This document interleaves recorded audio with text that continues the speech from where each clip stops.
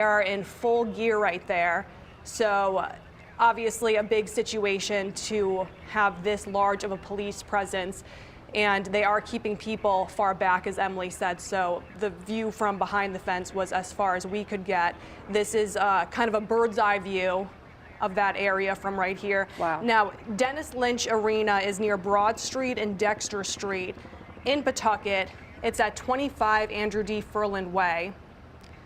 And you can see just police throughout that entire area. A school bus, again, a high school game was playing, people on their phones.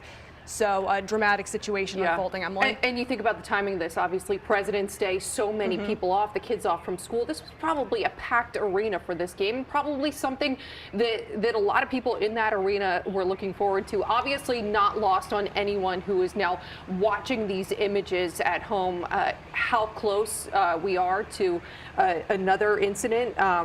And seeing this chaos just a few weeks ago at Brown University. So I think this made everyone's heart kind of sink a little bit when we were hearing the calls for how many police were headed to the Dennis Lynch Arena. Again, we have no confirmation of exactly what unfolded in this arena, but you can see by the scale of the police presence, by the ambulance, by the fire trucks, that this is certainly being taken seriously by multiple municipalities within the greater Pawtucket area. And I'm going to try and look up right now to see who Coventry High School was playing in that hockey game today, but we do know that Coventry's hockey team was at the arena.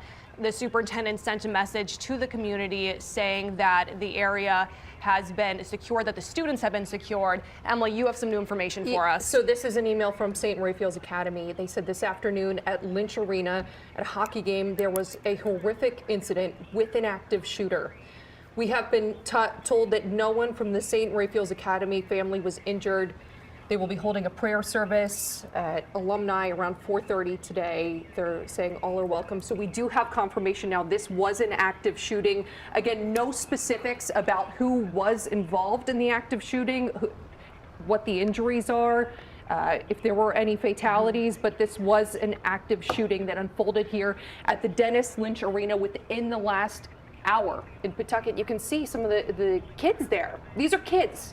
This was a hockey game, a kids hockey game, and they're just taking their gear out now. Yeah, you can see a young lady right there walking with hockey gear. And again, to paint a picture of where exactly this is happening, so this is in Pawtucket. It's the Dennis Lynch Arena, which is located at 25 Andrew D. Furland Way. Now, this is near two pretty main roads in Pawtucket, Broad Street and Dexter Street, so kind of a busier area in that part of the city. And we did get confirmation through St. Ray's Academy that there was an active shooter at the arena. If we go back to information we knew earlier, we did confirm through an email that Coventry superintendent sent out to their school community that they had a hockey game there, a high school hockey game. We're told that was around 2 p.m. and this is roughly an hour, 15 minutes later. We are seeing the scene where the entire area is now roped off with yellow caution tape. There are multiple law enforcement agencies there and police.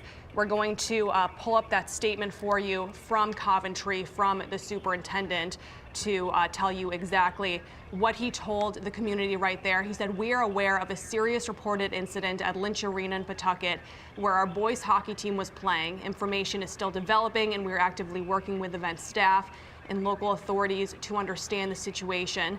Since then, we have learned from St. Ray's Academy that there was an active shooter."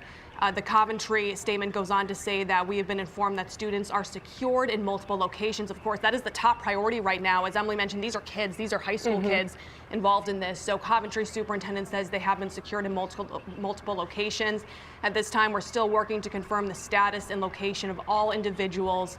Our priority is the safety of our students and staff, and we are moving as quickly as possible to gather accurate information. So, Emily, this is not a situation that anybody wants to hear. No. Again. Absolutely. It feels so soon after everything that unfolded at Brown University to see this happening again in our community. It's really tough, I think, for a lot of people at home who are watching this. Again, we have no confirmation of any injuries, any fatalities, but we do have confirmation there was an active shooting inside that arena within the last hour. And you can see the massive police presence at this hour descend upon Pawtucket. We have multiple crews on the way. Some of our reporters who were heading there were saying they've seen numerous ambulances with Pawtucket decals coming down 95 heading south, one would presume, to all the hospitals we have in Providence. Yes, we do have those hospitals in Providence, several of them.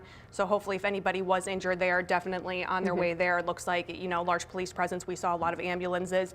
I'm sure the parents out there are absolutely terrified right now. We are getting you any information that we can get you, and you will be the first to know as soon as we continue to learn more information on this active shooter situation. Again, this is at Lynch Arena. Here is a live view of what our crews are seeing on the ground right there. We're being, you know, kept far back, of course, beyond that caution tape where police are investigating. You can see those are state police troopers right there. Local police obviously involved as well, and this is an active shooter situation, so therefore I'm sure other police departments from the surrounding areas are also there dealing with the situation. Right now it's extremely early. We know nothing about a suspect. We know nothing about injuries or, God forbid, deaths, but we do know that there was an active shooter situation. You can see a family there. Yeah, it looks like a group of them just hugging. Yeah. This is heartbreaking to watch again. As we see a number of state police, we've seen multiple municipalities. It doesn't seem, you know, when we were watching this, we haven't seen any hurried movements by officers. You know, everything seems to be calm and controlled. No one's rushing in. There are no guns drawn. So it would appear that the situation is at least contained at this moment. We haven't seen anyone super frantic. So one would assume that most of the action happened prior to us coming on air here and getting these aerial images, because it does seem to be pretty contained at this moment, despite the large police presence, despite all the ambulances, the police cars. It has been, I would say, about 45 minutes, I would say, since we first started hearing reports of something going on at the arena. But again, no confirmation yet of any injuries, any fatalities. All we know was that there was an active shooting inside that arena where a high school hockey game was taking place. Yes, and in the message that St. Ray's Academy sent out, of course, they are located in Pawtucket. They said that they have been told none of their SRA family was injured, but it's unclear of injuries in general. And they also said that they will be holding a prayer service at alumni around 4:30 today. That's the message right there. This afternoon at Lynch Arena at the hockey game, there was a horrific incident with an active shooter. We've been told none of our SRA family was injured. We'll be holding a prayer service at alumni around 4:30 today. All are welcome. Please keep all in your prayers. We also know that Coventry's hockey team was playing there at 2 o'clock today, presuming that that is, you know, around the time that this active shooting happened. That's when we started getting reports here in the newsroom. We really had hoped that this would have just been a drill, but this has turned out to be another active shooter situation in the state of Rhode Island just not too long after we dealt with Brown University. Yeah, and I think it's going to cause a lot of people to look inward. I mean, obviously we have to figure out all the specifics of what unfolded here. Were there any fatalities? Were there any injuries? But I think it will cause us to look inward as a community after, you know, this happens 2 months apart from a horrific mass shooting, once again involving young kids, teenagers. It's sickening to see something happen like this in our community, back to back, one after the other. And, you know, obviously we have law enforcement there doing their job, trying to disarm the shooter. We're cutting to black there, we apologize. But it's a tough situation for anyone at home who's witnessing these images. Yeah, it's heartbreaking in the sense that, you know, we always say that working in the line of work that we do, you anticipate from seeing around the country something like this happening once. I don't think that I at least ever anticipated this happening twice. Yes. Not so close together at least. So this is really hard to take in right now, and we know it's also difficult for all of you at home, and I can't imagine the parents who are involved in this waiting to find out that, you know, the status of their families. We're going to pull up some information involving the schools involved in this hockey game today. So quite a few, Emily. Wow. Yeah, no, that's concerning. St. Ray's Academy, who were the initial ones that notified us that there was an active shooter. Providence Country Day School, North Providence, Johnston, North Smithfield, and Coventry all had families and students at the arena today where there was an active shooter. One of the other things, you know, I think our schools, when kids are in the school academically, and there are drills for this, there's sort of preparation, but this is after school. This was a hockey game on a holiday, families attending. This is never the type of thing that anyone anticipates there will be an active shooter who's going to show up here. And I don't think, maybe I'm wrong, but I've never been to a hockey game where there's any kinds of checks to make sure that someone's bringing a gun into a hockey arena. I just said to you, are we going to need metal detectors everywhere we go now? Because no, hockey games, I mean, when you think of it, all of us have been to high school, and you know, we've gone to these hockey games. For me and you, probably more recently than some of our viewers at home, and it's a positive experience. You don't expect anything like that to happen, or anybody to be angry enough to bring in a gun to an incident like this. Here we're looking back live outside of the Lynch Arena in Pawtucket, where you can see, looks like a hockey player getting in the car, and we now know that it looks like this was some type of hockey tournament because quite a few schools were involved here. We initially reported Coventry High School and St. Ray's Academy. We now know that this also involved Providence County Day School, North Providence-Johnston, North Smithfield. So quite a few schools involved in this situation. We've seen these police officers outside going in and out of the building. State police troopers, of course, local police also there as well. We're assuming that police from surrounding agencies and communities are also there. The aerial shot really shows you how large the police presence is. If you're just tuning into this coverage right now, we have cut into the Olympics because there is, or at least was, an active shooter situation in Pawtucket at the Lynch Arena during what was presumably a hockey tournament with a lot of local high schools in this area. It looks like people are coming out of the building right now. Yeah, it doesn't look, it looked like they just pulled maybe a mom or a student. It is calm. The pace at which officers are walking in and out and around the building, it's not frantic. Whatever situation unfolded seems to be contained, but you can see someone walking very slowly out of the building after officers let her out of the building. Unclear what unfolded in that building within the last hour, but there are still clearly people in the building, and we have seen dozens upon dozens of officers. Again, not moving at a brisk pace. Whatever happened in there seems to be contained. But now, certainly an investigation is unfolding right now. What we know from growing up, Emily, in the era that we grew up, is that in active shooter drills, some people, depending on where you are during the drill, you are told to shelter in place, to hide. You know, so that could have been why there's still people in this building right now. It looks like a woman with a coat and a jacket that's standing right there by the door. So we don't know where exactly in the arena that the shooting took place, but again, we did see a statement from Coventry, the superintendent of Coventry Public Schools, saying that their students were secured. So we don't know who fled, who sheltered in the building and hid. We just know that there was an active shooter at the arena today during what appears to be a hockey tournament involving several local schools. I'm going to list the schools for you right now so you can see if you have any loved ones on the hockey teams of this school and you would like to check in with them. They're right there on your screen. St. Ray's Academy in Pawtucket, Providence Country Day School, North Providence, Johnston, North Smithfield, and Coventry. Those are all of the high schools involved. We do know that the superintendent of Coventry sent out a statement to their community, and we know that St. Ray's Academy has also addressed this with their community. Now, St. Ray said, as far as they know, they don't believe anybody from their academy has been injured, but so far police haven't released any information on injuries with this active shooting.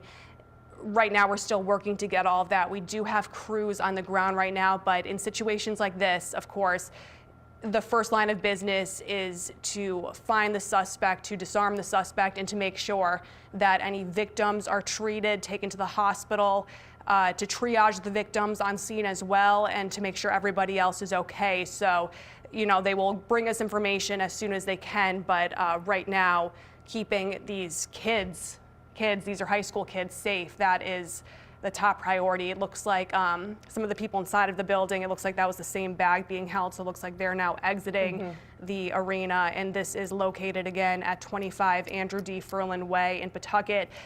Kind of an area that's a busier area because it's by Broad Street and Dexter Street in Pawtucket as we zoom out to this aerial view. Yeah, I'm looking at a report. The Woonsocket Call sports editor was at this game. It was for Blackstone Valley Schools, so St. Ray's, Providence Country Day, North Providence, North Smithfield. He reported on X that gunshots were fired at a boys hockey game between these schools. The shots came from the stands behind the Blackstone Valley Schools bench, and police and EMTs descended on the scene. So it appears to have happened in the arena while the game was unfolding. Again, we are still working to get you specifics on injuries, how many were injured. You can see some of the students there who were clearly participating. A lot of hockey jerseys there, a lot of families kind of just huddled, waiting for word about what happened. And you can see families there, kind of, again, we want to emphasize it's calm there at this hour. It is. It doesn't appear to be an active shooter at the current moment. We do know there was an active shooter when that game was going on about an hour ago. Yes, But you don't see anyone walking out with their hands up. So that also signifies that police have control over the situation, because we have seen time and time again the active shooter situations where it's chaos, people are leaving the building with their hands up. We don't see any of that right now. So the good news is it does appear that this is under control, that law enforcement do have this under control, but we see a large amount of families right there and hockey players. It looks like police are directing them on where to stand, what to do. I'm sure they're going to want to talk to every single one of those people who are inside of the arena at this time as they continue to investigate this. We're still waiting to hear any updates on whether there are any injuries in this. Again, it is President's Day, so we don't know how busy this arena was. We know that there were several teams playing there. We don't know how many spectators there were as well, but this is not a school day. Schools have this day off for President's Day, so you can see Cumberland there, their ambulance, so surrounding communities also responding to this breaking situation. So we have some news. This is from ABC News. This is reportable that the shooting at the skating rink in Pawtucket, Rhode Island, the shooting is over here at the Dennis Lynch Arena. The exact number of people shot and their conditions right now, that is not known. But preliminary information indicates that the shooter shot and killed himself. So I think that explains why it might be calm for the most part, because the shooter, as according to ABC News, has been subdued. But we don't know how many other people were shot when those shots were fired, again, in the middle of a high school boys hockey game. A number of high schools in our area, Coventry, Providence Country Day, St. Raphael Academy, Johnston, and several others, many of those kids were out there on the ice when those shots were fired. All right, we are going to go live to one of our reporters right now. We have Nicole Mader on the scene there at the Dennis Lynch Arena where there was an active shooter. We now know that that active shooting is over. The suspect has reportedly shot and killed themselves, but we want to go out to Nicole and see what you are seeing from where you are. Nicole, can you tell us, paint the picture for us? What is it looking like behind you? Yeah, so we are outside of the scene right now. I'm going to describe it to you. There's a lot that we don't know there. It looks like families are sitting outside. There is a huge police presence here. As we were driving north up towards Pawtucket, there were ambulances going south. There's the whole area around here is blocked off by police tape. I was being stopped as I was trying to get myself to the scene here. Looks like people are sitting outside, not a ton of movement, but if you look all the way down this street, red and blue, sirens and lights are going on for blocks. Everything is starting to be kind of taped off. We're seeing caution tape around here. We're seeing all sorts of law enforcement. Looks like Pawtucket Fire and Rescue is here. It was not a school day, so there are not, we don't know how many students were inside. We're trying to get as much information as we can, but a lot is really unknown right now. The most that I can tell you from what I'm seeing is Warwick Police is here, Pawtucket Fire and Rescue is here. There's people standing outside. We don't see people coming out. That's really the extent of what I can describe to you for, what I'm seeing. We'll continue to, keep you updated. We're going to try to talk to some law enforcement to try to get a better understanding of what is happening. What do we know? There's a lot that is unknown. The level of police presence and response here is really quite large. And, as we were driving up and down on the highway, that is, really what we could see is people all around the area, not just in Pawtucket, were responding to the situation as it rapidly unfolds here. I'll toss it back to you. All right, Nicole, we just got some chilling information into the newsroom. We do have some sad updates to deliver. This is from the mayor's office of Pawtucket. A young girl is dead. A young girl was killed in the shooting. We also know that the shooter is dead. Police are not looking for anyone else at this point, so it appears that there was a single shooter. But again, a young girl has tragically been killed in this shooting. The exact age is unknown at this time. That is from the Pawtucket mayor's office. We also know that there were 5 victims in total. 4 of those victims are in the hospital. Yeah, absolutely horrific to hear this news. Again, I don't think this is lost on anyone. How close this happened after the shooting at Brown University, the fact that it's a young girl who has died, the shooter then killed himself, and we have 4 other people in the hospital. We don't know what state those 4 people in, whether they're in critical condition or not. Just horrific news coming out of the Dennis Lynch Arena in Pawtucket today on what was supposed to be a fun day. It was supposed to be Blackstone Valley schools facing off in a hockey tournament. We had a number of high schools in our area playing there. You could see all the parents there. It was supposed to be a great day for the kids, and instead we have a mass shooting that unfolded. As parents ourselves of young children, Emily, I think that we can both feel the magnitude that something like this has on the entire community. Yeah. This is the second time that we have dealt with something like this recently, and to know that a young girl is now dead, confirmed by the Pawtucket mayor's office, and that there are 4 victims in the hospital. Our Providence hospitals just dealt with this. It was not too long ago that they released the last victim from that shooting, and here we have another active shooting, this time in Pawtucket at the Dennis Lynch Arena, where you can see all of these families standing outside, some of them also probably being told the news that we are telling you now, finding out that their loved ones either are or are not okay. And that is a situation that nobody can fathom ever being in. Nobody predicts that they will ever be in, especially on a day like today. Like you were just saying, Emily, it was supposed to be a fun hockey tournament. Several schools involved from Rhode Island. We're still don't have the exact details of what exactly unfolded other than an active shooter, but there are reports that shots came from behind the stand. We do know that there were several hockey games going on there right now, and now we're seeing a lot of families and hockey players in this parking lot. They're staying there, probably providing information as police continue to investigate this. You can see some state troopers right there. There are also police from surrounding communities, but the active shooter, it's him or herself. We know that that person who's responsible is dead as well.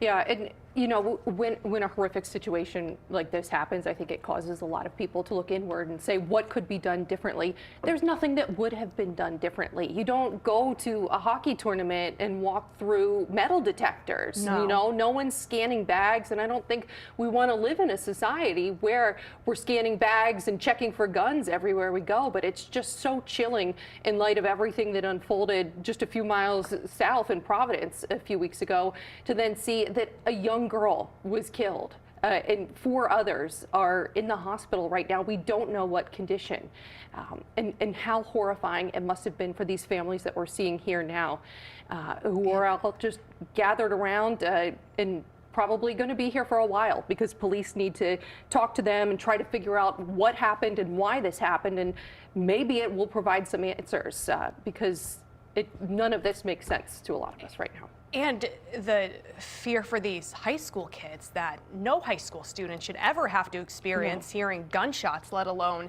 in the arena where they are playing hockey. And here we have several schools full of high school students who were there and had to experience this and witness this and feel this fear that they will for sure never forget. It is just absolutely heartbreaking to think about for everyone involved in this situation. We do want to take it back out live to Nicole Mader. She has been on the scene there where there is that large police presence. Nicole, what can you tell us right now?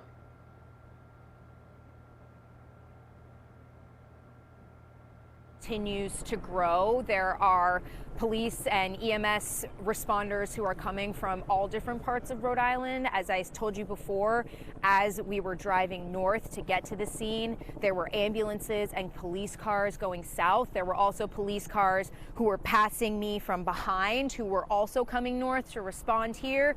There's Pawtucket Fire, there are ambulances. The yellow caution tape is continuing to move out from this stadium that we're standing outside here. It's the Lynch Arena.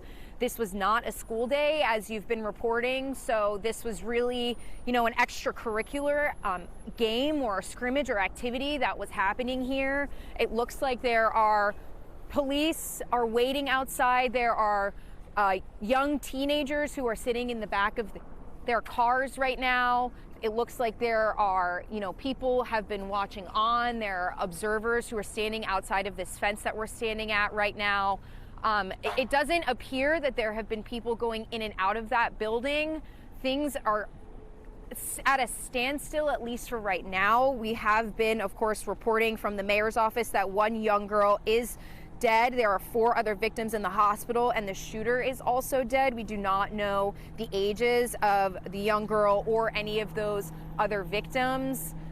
The police presence here is not going down. More people continue to show up, fire trucks, ambulances, everyone. There aren't a ton of sirens, at least not right now. Again, that may change. This is a rapidly developing situation. That is really what we're seeing here on the ground. And I'll send it back to you to get some more information from some of our other reporters who are working in the field about what is going on as this continues to develop. Yeah, Nicole, thank you. We just want to clarify. So earlier this afternoon, we had said that it was a tournament, a Blackstone Valley tournament. It was a game between 2 co-op teams. So it's basically a number of students from different schools join a co-op team when there's not enough to fill. So it was Coventry and Johnston versus St. Ray's, Providence Country Day, North Providence, and North Smithfield that were facing off in this tournament. So we're told that no students from St. Raphael's were injured. We're waiting to hear about the other students who were involved in this. Again, all we know at this hour, just to clarify where we were at, there was a game between these 2 co-op teams at the Lynch Arena in Pawtucket. The game started around 2 o'clock. Shortly after, shots were fired by a gunman. We know 1 young girl was killed. 4 other people were taken to the hospital. And right now, we're waiting to hear the extent of their injuries, but you can see kind of just a standstill there now as law enforcement, ATF, state police, Pawtucket, Providence, Central Falls, we've seen all of them out there, now work to figure out what unfolded in this arena. So 4 people, as Emily mentioned, are at the hospital. We want to take it out live now to NBC 10's Leanna Falk. She is outside of Rhode Island Hospital where some of those victims may be right now. Leanna, what can you tell us?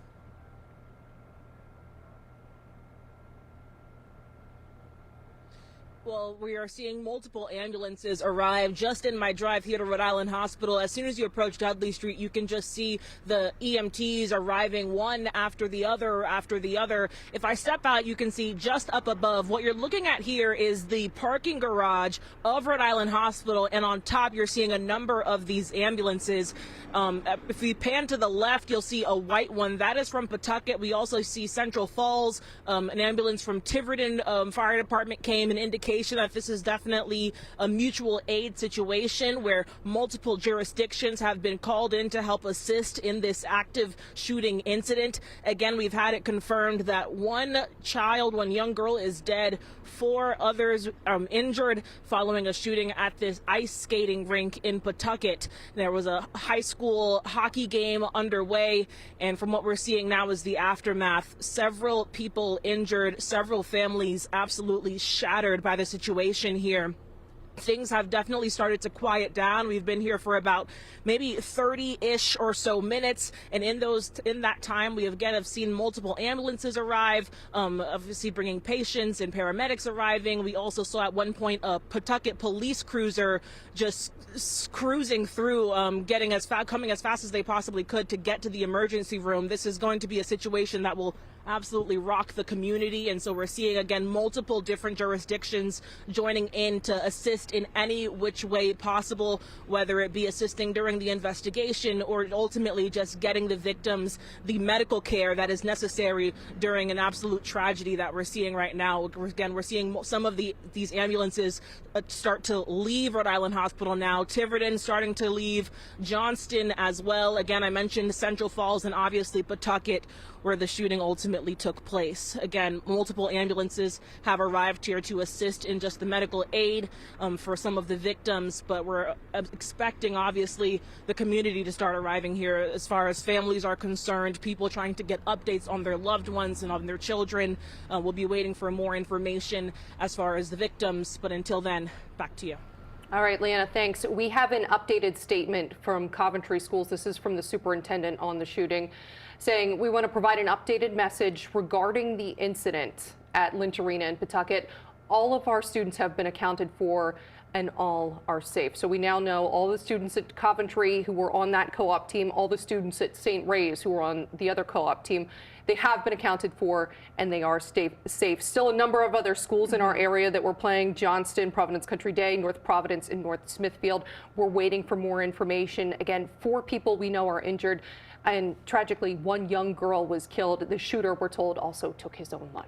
We do want to head back out to the field. We have Brian Crandall live at the scene for us. Brian, I'm sure you've been working your sources. What information can you tell us about the situation?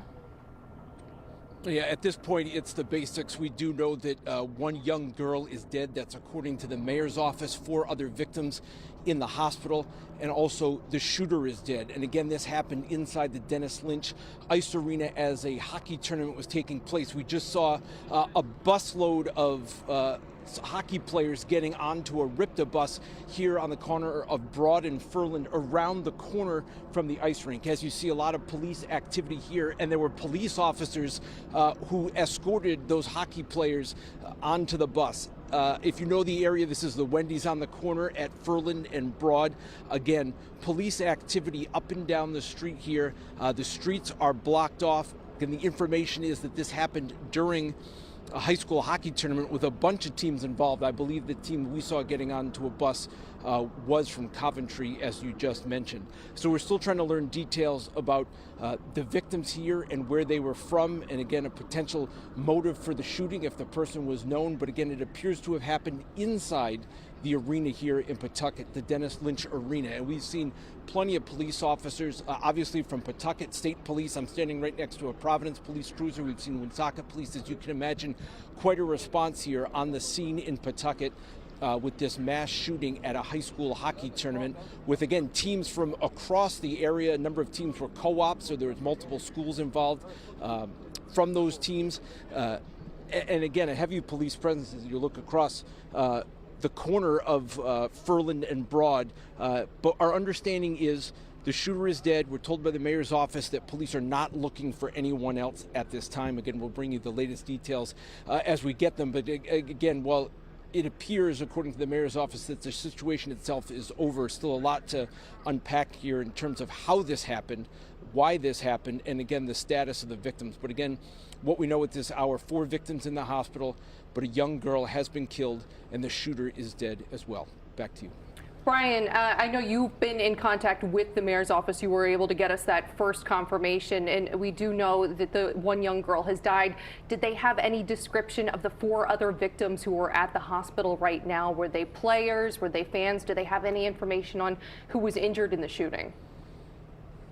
At this point, I don't have that information. Again, I got a quick explanation. As you can understand, the information is fast developing, a lot of phone calls being made, so we're trying to work on those details, Emily.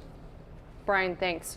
We also have a statement now that we want to bring you. This is from the Providence Bruins on the shooting. They say, our thoughts are with those affected by the tragic events at the high school hockey game at Dennis M. Lynch Arena in Pawtucket today. While we wait for more details, we share our support with the community and commend the first responders for all their efforts. All right, we want to take it back out live now to Nicole Mader, who's been live on scene there. She's been really close to where the arena is, behind that fence. Nicole, do you have anything new that you can tell us? I mean, there are so many unanswered questions still right now, and the community just reeling. Yeah, so we've started to see at least the first impacts of what this tragedy is going to look like for this community. We've seen students, or maybe young people, we're not sure if they're students, leaving from the Dennis Lynch Arena here. They were escorted out of the building by police and put in cars. They were very emotional. Some of them were shaking, some of them were crying. You can see here there are still a handful of people who are facing the arena. They're watching. They haven't really moved. They're waiting inside. You can see state police inside. You can see Pawtucket. ATF is on the scene here. The police presence has not gone down at the scene from where I am. There are still lights up all the way up the block. The scene is completely taped off with caution tape. There are officers that are standing all around where we are right now. There's people who at least are here right now who appear to be part of the community, who appear to have been in the area when this incident took place, are clearly visibly shaken. They're emotional, they were upset, and I think that that is going to be the beginning of a long recovery, if you can even call it that. It's this, people have not even begun to wrap their heads around what has happened, and it was really just 2 months ago, a little over 2 months ago, that that shooting occurred on Brown University's campus here in Rhode Island, which is something that people have still been talking about. So I'll continue to keep you updated as the scene develops here. Police are still walking around. That's really all I have for right now. I'll continue to survey and, bring you any more new information as we have it. But people are really emotional already from this tragedy. I don't think that emotion is going anywhere. I think that people will continue to be upset and shaken by another tragedy happening here in Rhode Island. All right, Nicole, thank you. We do have a couple of statements to read right here. The ATF has posted an update on the shooting. They say that ATF agents are responded to a reported shooting in Pawtucket, Rhode Island to assist state and local authorities. The public should avoid the area and follow the directions of Pawtucket police. So to remind you of that area, this is right near Broad Street and Dexter Street. It's on Andrew D. Ferland Way in Pawtucket, the Dennis Lynch Arena. And we also just got a statement in from Pawtucket. They're saying that there was an incident, of course, at the Interscholastic League ice hockey game this afternoon. We have confirmed that our Johnston High School student athlete who is participating in the game is safe, so another student that has now been deemed safe. We're also aware of another Johnston student who is in attendance, and that student is safe as well. At this time, no Johnston High School students, to the best of their knowledge, was harmed in this incident. Of course, everyone is still investigating, and the schools who were involved in this, and many schools were, this was 2 co-op teams playing, so they're all trying to determine that their students are okay. Of course, that's top of mind. That's their priority. Yeah, and we're working to get you the information. We're bringing this to you as it comes into our newsroom. And we're also hearing word that in the 4 o'clock hour, we're hoping there will be a news conference where we'll hopefully get more answers about who's in the hospital, the degree of their injuries, and what exactly unfolded in that arena. In the meantime, NBC 10's Leanna Falk is outside Rhode Island Hospital, where she's been monitoring a number of ambulances arrive at the hospital. Leanna. Yeah, Emily, the scene here from Rhode Island Hospital is quieter than what we're seeing at Nicole's situation, but no less tragic, just given the gravity of the situation here. Again, we've confirmed one young girl has died, 4 others injured following this active shooter situation in Pawtucket. Now, the ambulances that I showed you earlier this afternoon, those have since left. So that lets us know that the victims that were transported here to the hospital are now getting that medical treatment, and now it's an all-out effort, obviously, to make sure that they are brought, that they are okay, obviously. So we are waiting for, obviously, seeing if family members, community members start to arrive to get the update on their situation. But as far as the area surrounding Rhode Island Hospital here on Dudley Street, things have quieted, to say the least. So again, no further updates as far as seeing more and more ambulances start to arrive. We know that it was 1 person dead, again, a young girl, 4 others injured. The details on those injured we have not yet received yet, so we don't know anything as far as ages, names, conditions. How are these people doing? We don't know that information just yet, but as you mentioned, again, we're hoping to get that update at 4 o'clock at some point within the next hour or so, a press conference that can give some type of information, some type of update that we can share to the community. And as always, once we get that update, we will bring it to our viewers both on air and on our website, turnto10.com. Back to you. All right, Leanna. So obviously pretty clear behind Leanna there. Brian, though, is in Pawtucket. He sees a different scene. You can see the officers behind you right now, Brian. Now, Brian, you have been directly communicating with the mayor's office of Pawtucket. He's the one who was able to confirm that a young girl died and that 4 others were injured. What else do you know right now? Have you received any additional communications from the mayor's office? Yeah, not yet, Tammy. And again, young girl, we're not sure of the age, but that is the information we have, that that is the 1 person who was killed. The shooter is also dead, 4 other people in the hospital. And the scene behind me, apart from a lot of police officers, we see hockey players and what appears to be parents waiting around potentially to reunite or to get transportation. We've seen some hockey teams get on the buses here. I see another RIPTA bus down the street that looks like it's waiting as people are, I think, trying to coordinate what they're going to do next. But again, our understanding is that the situation is over, that the shooter is dead, and that police are not looking for anyone else. Again, that's the basic information that we have right now. But again, scary moments, obviously, for all these players, parents, family members who were in the stands when this shooting happened at the Dennis Lynch Ice Arena, what appears to be a couple of hours ago now during a high school hockey game. As I said, we've seen some statements from a couple of the high schools, from St. Ray's, from Coventry, notifying community members about what happened. But again, not a lot of details at this point as we see family members and hockey players on the corner of Broad and Furland here outside the arena, apparently waiting to see what happens next. But again, the basic information, the shooter is dead, 1 young female is dead, and 4 other people are in the hospital. Back to you.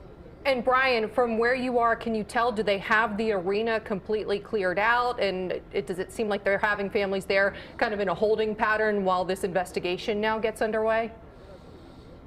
Yeah, the entrance to the arena is down the street, so I'm not sure at this point if they have everybody out of the arena. I would assume so at this point. We're on a corner outside, and it looks like that's where 1 team is gathered. And again, we saw another team got on a bus, but we still see plenty of police officers walking around. There's one down the street still with his rifle out, just about to walk past us here. So again, a heavy police presence still on the scene. As you can imagine, they all descended here hearing the reports of a mass shooting incident. So it's calm now. People are kind of gathered, I think, trying to figure out what to do next and trying to get their bearings. But again, the information we have is that the situation is over, with the shooter is dead. But again, terribly, 1 young person has lost their life and 4 others are in the hospital. All right, Brian, thank you. We do want to get out now to NBC 10's Mike Cerullo. He's actually at Miriam Hospital. We have Leanna at Rhode Island Hospital, but from pictures that he sent to the newsroom, it looks like there's also quite a few ambulances. We can see the lights behind you, Mike, at Miriam Hospital. So what do you know? Do you know if any of the victims were taken there? We do know that, of course, 4 victims are being hospitalized. At this time, we don't know for sure if any of these ambulances, I'm going to step away, are from this incident that took place, but we can see a lot of activity happening here outside Miriam Hospital's emergency room. You see this ambulance from Providence right here, Foster as well, Lincoln, so these ambulances from all over and right outside the emergency room here at Miriam Hospital. It isn't very far from the scene where this is all has transpired, this tragedy has taken place, but we can see these ambulances are here. We know that at least four people have been taken to the hospital and one person dead, the suspect dead at this time, according to the mayor's office. And, you know, our photographers just zooming in to see these ambulances, notably from different parts of Rhode Island. You got Providence, Foster, Lincoln. From just what I can see at this moment, we're trying to figure out if these are related to this incident that took place today. Leanna, again, is at Rhode Island Hospital. She saw some activity out there as well. I'm sure you guys have been to her already and seen what it looks like at that hospital. But this hospital, Miriam Hospital, also isn't very far from where this all took place. So again, just a live look here at the ambulances outside the emergency room at Miriam Hospital. Now, I did just get here, so I'm trying to figure out more information as to whether any of the victims from this, the four who were taken to the hospital, according to the mayor's office, were taken here to Miriam Hospital. And as soon as I get more information, we'll come back and we'll let you know. But for now, I'm going to send it back to you in the studio. All right, we'll check in with you shortly, Mike. We have this statement now from the Johnston superintendent on the shooting. It reads, as you may have heard, there was an incident at an interscholastic league ice hockey game this afternoon in Pawtucket. We have confirmed that our Johnston High School student athlete who was participating in the game is safe. We are also aware of another Johnston student who was in attendance. That student is safe as well. At this time, to the best of our knowledge, no Johnston High School students were harmed during this incident. So some good news coming out of Johnston. It goes on to read, law enforcement has secured the scene and is actively investigating. The safety and security of our students, players, and families is always our highest priority.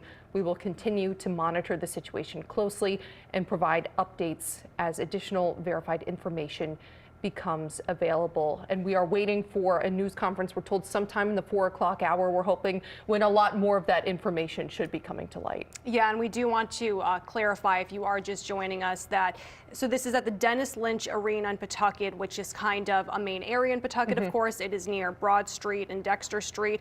This was a regular season game, not a tournament, but the reason why so many students from different schools were involved is because these were two co-op teams. So it was Coventry and Johnston versus St. Ray's, Providence, Country Day, North Providence, and North Smithfield. So that's why all of these communities are chiming in, because there were students from multiple parts of the state involved in this.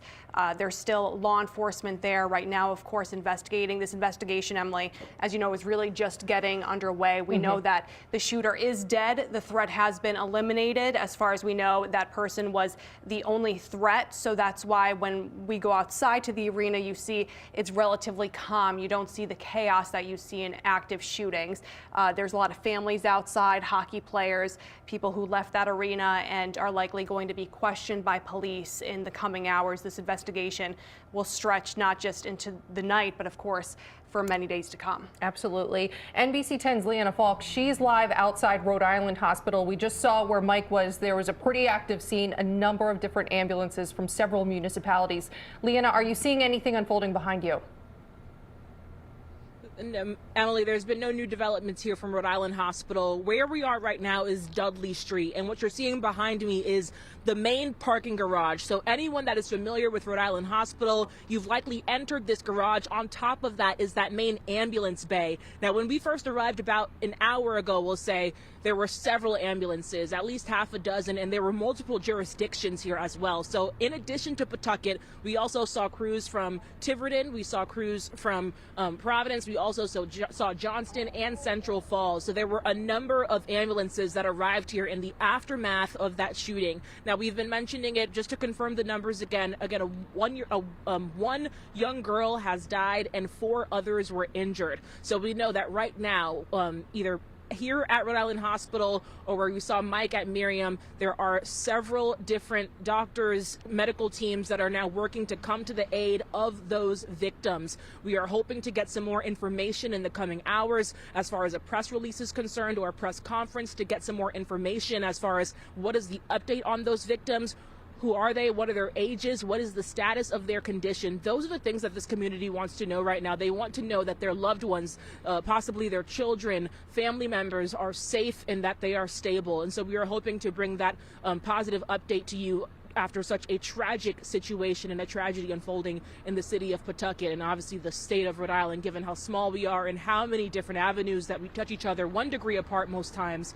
This is going to be a situation that we see once again touches the entire state, all of southern New England, just because of how serious and how devastating this incident is. So again, we're hoping to get a bigger update for you in the coming minutes, hopefully within the next hour, to get an update on the victims. But as far as what we're seeing here from Rhode Island Hospital, all of the ambulances, I can confirm and say all of the ambulances that were brought here in the initial aftermath of the shooting have since left. So any of the ambulances that are arriving, we can assume that they are for other outside incidents involving the city of Providence or other jurisdictions. But as far as this incident is concerned, we aren't seeing much movement or traffic here outside of the hospital. Back to you. All right, Leanna, thank you. At the top of the hour now at 4 o'clock, Patrice Wood is joining me to bring you this continuing coverage on this active shooting that is no longer active, but multiple people were injured in a shooting in Pawtucket. This happening at the Lynch Arena, the skating arena there. There were 2 hockey co-op teams, high school teams, playing a game when the shooting happened. We know that several schools had students involved in this situation because, again, it was 2 co-op teams. So that includes Coventry-Johnston, St. Ray's, Providence Country Day, North Providence, and North Smithfield. As of right now, we've been told by some of the schools that none of their students were injured, but we do know a young girl was killed in this shooting tragically. The shooter is dead, and we know that 4 others are injured. And I think you said earlier that Johnston has said that their students are okay. Yes. Coventry, okay. St. And Ray's. St. Ray's, we haven't heard from the other schools. If there are other schools out there that want to contact us and let us know how their students are, let us know. I spent a lot of time in that arena because my son played hockey there. Okay. So I am very, very familiar with it. You walk in, and there's basically one way to get in for people, and you go in, and there are stands on this side, stands on this side, and they go up, up the walls. Basically one way in and one way out. The Zamboni is at the other end, and I think there's a door there that maybe people could get out. But, you wonder the fear that must have happened when these shots rang out, and apparently it was behind the Blackstone co-op bench is where the shooting happened, where this gunman who eventually killed himself shot apparently a young girl there. So people must have been fleeing, trying to get out. And one way out maybe ran underneath where there are lockers. There are restrooms there. Maybe they were hiding in there, but there must have been hundreds and hundreds of people there. And we saw a lot of those people in some of our live reporting and the aerial shots that we had. People fleeing, and people out in the parking lot. And apparently, though, this active shooter situation is over now, and we're told that the gunman has killed himself. Yeah, so that is the good news, is that the threat is no longer there. That's why when we go out to the scene, you see that it's more calm, it's not chaotic.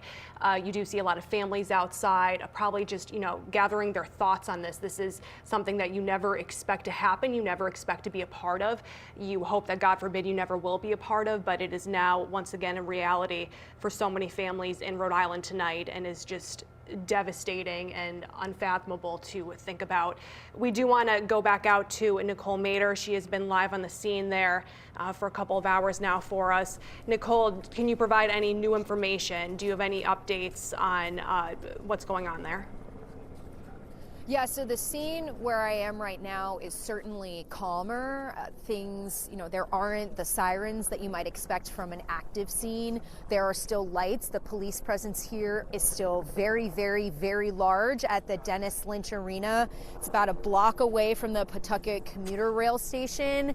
You can see state police, Providence police, Warwick police, Pawtucket police. The ambulances appear to have left from where I am standing right now. What I can tell you is that since we last spoke, there have been police officers with cameras who have been taking pictures of things on the ground in the parking lot. We've seen some more young people, potentially students, we don't know, potentially people who were at that game looking like they were in their teenage years, very emotional when they came out of that arena. Some of them were crying, some of them were physically shaking, just, the beginnings of what we can expect to be a deeply traumatic and emotional experience for everybody who was inside that arena, this community, and for more broadly, the state of Rhode Island. Just over 2 months ago was that deadly mass shooting at Brown University, and people in Providence and Rhode Island are still deeply feeling the impact of that. And now it feels we're right back, in a similar situation again. You can see from where I'm standing in the parking lot, people standing outside. I will say in the parking lot now, it's mostly law enforcement. We have heard that there may be a press conference in the near future where hopefully we will get some more information about what went down. Again, as you stated at the top, the details of what happened here and what we know right now are very few and far between.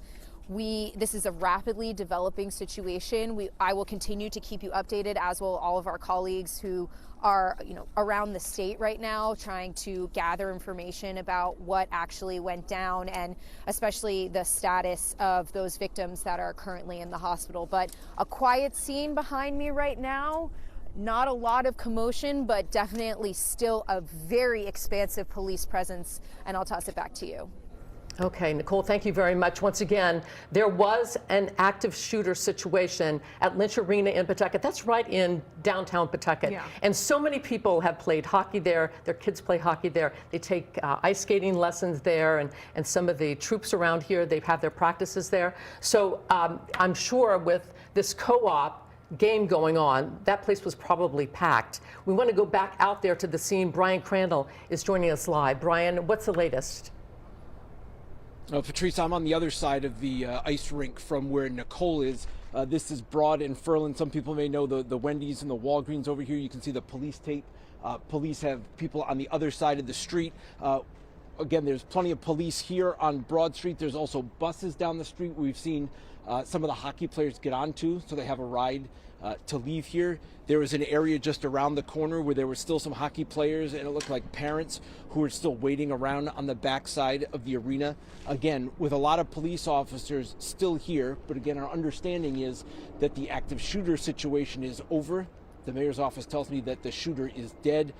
Of course, as we've been reporting, terribly, another person is dead, a young female. 4 other victims are in the hospital. As Nicole was alluding to, there was talk that there may be a press conference coming up. We're not sure of that. We were just told by a police officer they're asking the media to gather in one spot. We're not sure if that's what that's for, but again, we're on the other side, the back side of the arena, but there's police cars lining the outside of the Dennis Lynch Arena. As we mentioned, here comes one of those buses, a RIPTA bus coming at us with the police officer in front that it appeared that some of the hockey players got onto, and there's an ambulance coming around the corner as well, but I don't think anybody is in the ambulance. I think this ambulance is just leaving the scene. It had been staged on the street the whole time we've been here. But again, 4 people, as far as we were told by the mayor's office, are in the hospital right now. We're not sure of the severity of their injuries after this shooting inside the Dennis Lynch Ice Arena during a hockey game between 2 high school teams, co-ops of multiple schools in our area. But again, it's been an effort going on here from this side of the arena that I've been on to get the hockey players and it looks like some of their fans and school staff on the buses to get them out of the area. As we see, I'm seeing some more police officers walk toward the bus. At this point, we're not really sure what they're waiting for. They're sitting in the middle of the street here. So we're awaiting more details. Again, we've got Nicole on one side, Leanna's at the hospital, Mike's at another hospital. Just trying to find out what happened. But again, the reports are that the shooting was inside the ice arena now a couple of hours ago. Patrice, back to you. Now, Brian, I actually have a question about this because I see so many emergency vehicles behind you and then, regular cars just parked on the side of this street. Have they blocked this off to traffic? Are you seeing regular drivers getting by, or are there street closures? No, on this section of Broad Street, it was closed off. There were police officers waiting earlier. I'm not sure now. I mean, practically you couldn't get through here because of the activity. As you can see here, it looks like there's more student athletes getting onto a bus right now. That may have been what they were waiting for. Again, most of them were have been in the parking lot since we've been here, waiting for, it appears, a ride and any other services after this shooting. We're not sure how close everybody was to the shooting in terms of the players and where they were in relation to it at the time. But again, there's now an effort to get them onto RIPTA buses to get them away from the arena. Here, Tammy. You said earlier, Brian, that there were some parents that were still standing around in the parking lot. Is there a staging area for them? Are they just waiting in the parking lot? Are they waiting for their loved ones? It seemed like a coordinated effort. The ones we saw when we arrived were in the parking lot on the back side of the arena. It looked like they were waiting. As you can see now, there's people getting onto the buses here, leaving the back side of the arena. There's a player right there with his hockey gear, some of it's still on. I'm seeing over here a player hug some family members over to the side. On the other side of the police tape here. So it was a coordinated effort. I didn't want to make it sound like they were just standing around unsupervised. Again, I think that was one team was in one area. We saw a different team get on a bus about 15-20 minutes ago, Patrice. Very good, thank you. And it's always, it shakes you just to see families outside of situations like this hugging, embracing, wearing blankets because they haven't been able to go inside because they were part of this tragic situation. They are going to live with this for the rest of their lives. Exactly. Even if their child did walk out okay, the parents are going to live with this, the students are going to live with this the rest of their lives. It's something that you will never forget and something that you will probably fear for the rest of your life as well. Every time you go to one of these games, every time you go to the theater, you're going to be looking for where the exits are. Exactly. So just a heartbreaking situation. We have reporters spanned out across the area right now. We want to get to Mike Cerullo. He's outside of Miriam Hospital. So again, we do know that 4 victims are in the hospital. It's unclear which hospitals. Mike, at last check, you saw a lot of ambulances. You couldn't confirm, of course, where they were coming from. Can you tell us anything right now? Do you know if any of those victims are at Miriam Hospital?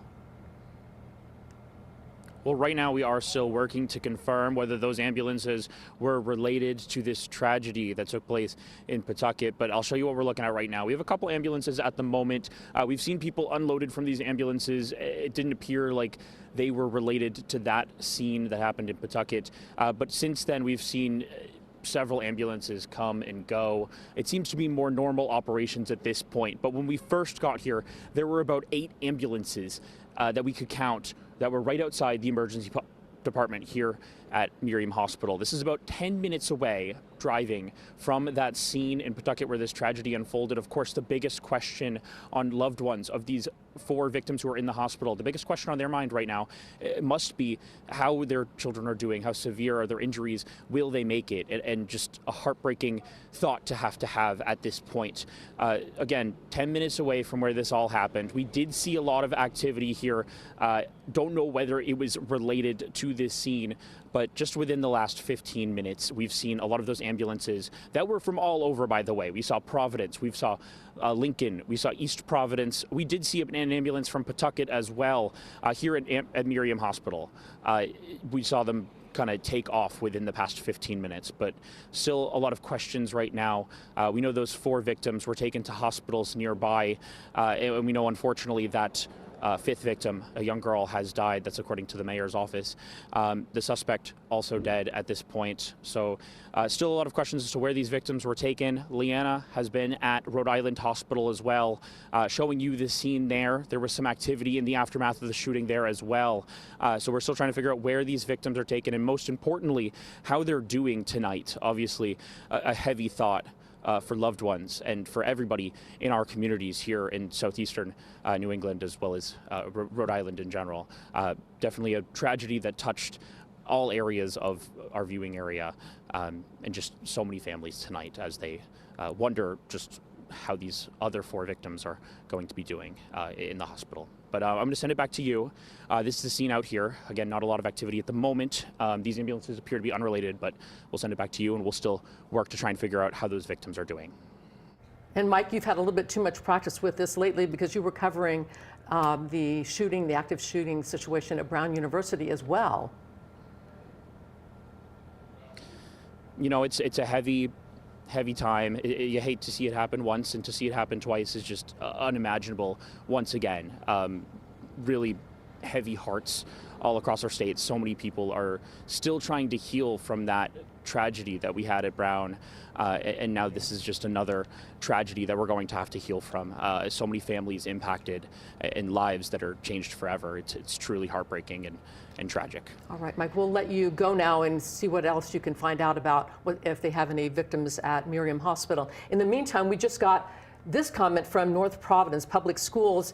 It says, as you may have heard on the news this afternoon, there was a shooting that occurred at the Dennis Lynch ice rink in Pawtucket. The North Providence High School co-op hockey team, which also includes North Smithfield, St. Ray's Academy, and Providence Country Day School, were playing in a hockey game when the shooting involving spectators occurred around the start of the first period. Fortunately, all students involved in the game are safe. At this point, all other information is preliminary and has not been confirmed officially, but it is important to inform everyone that our students and the students from the other communities who participated in the co-op hockey team are safe. So this is the first time we have heard that all the hockey players that were on the floor or on the ice are safe.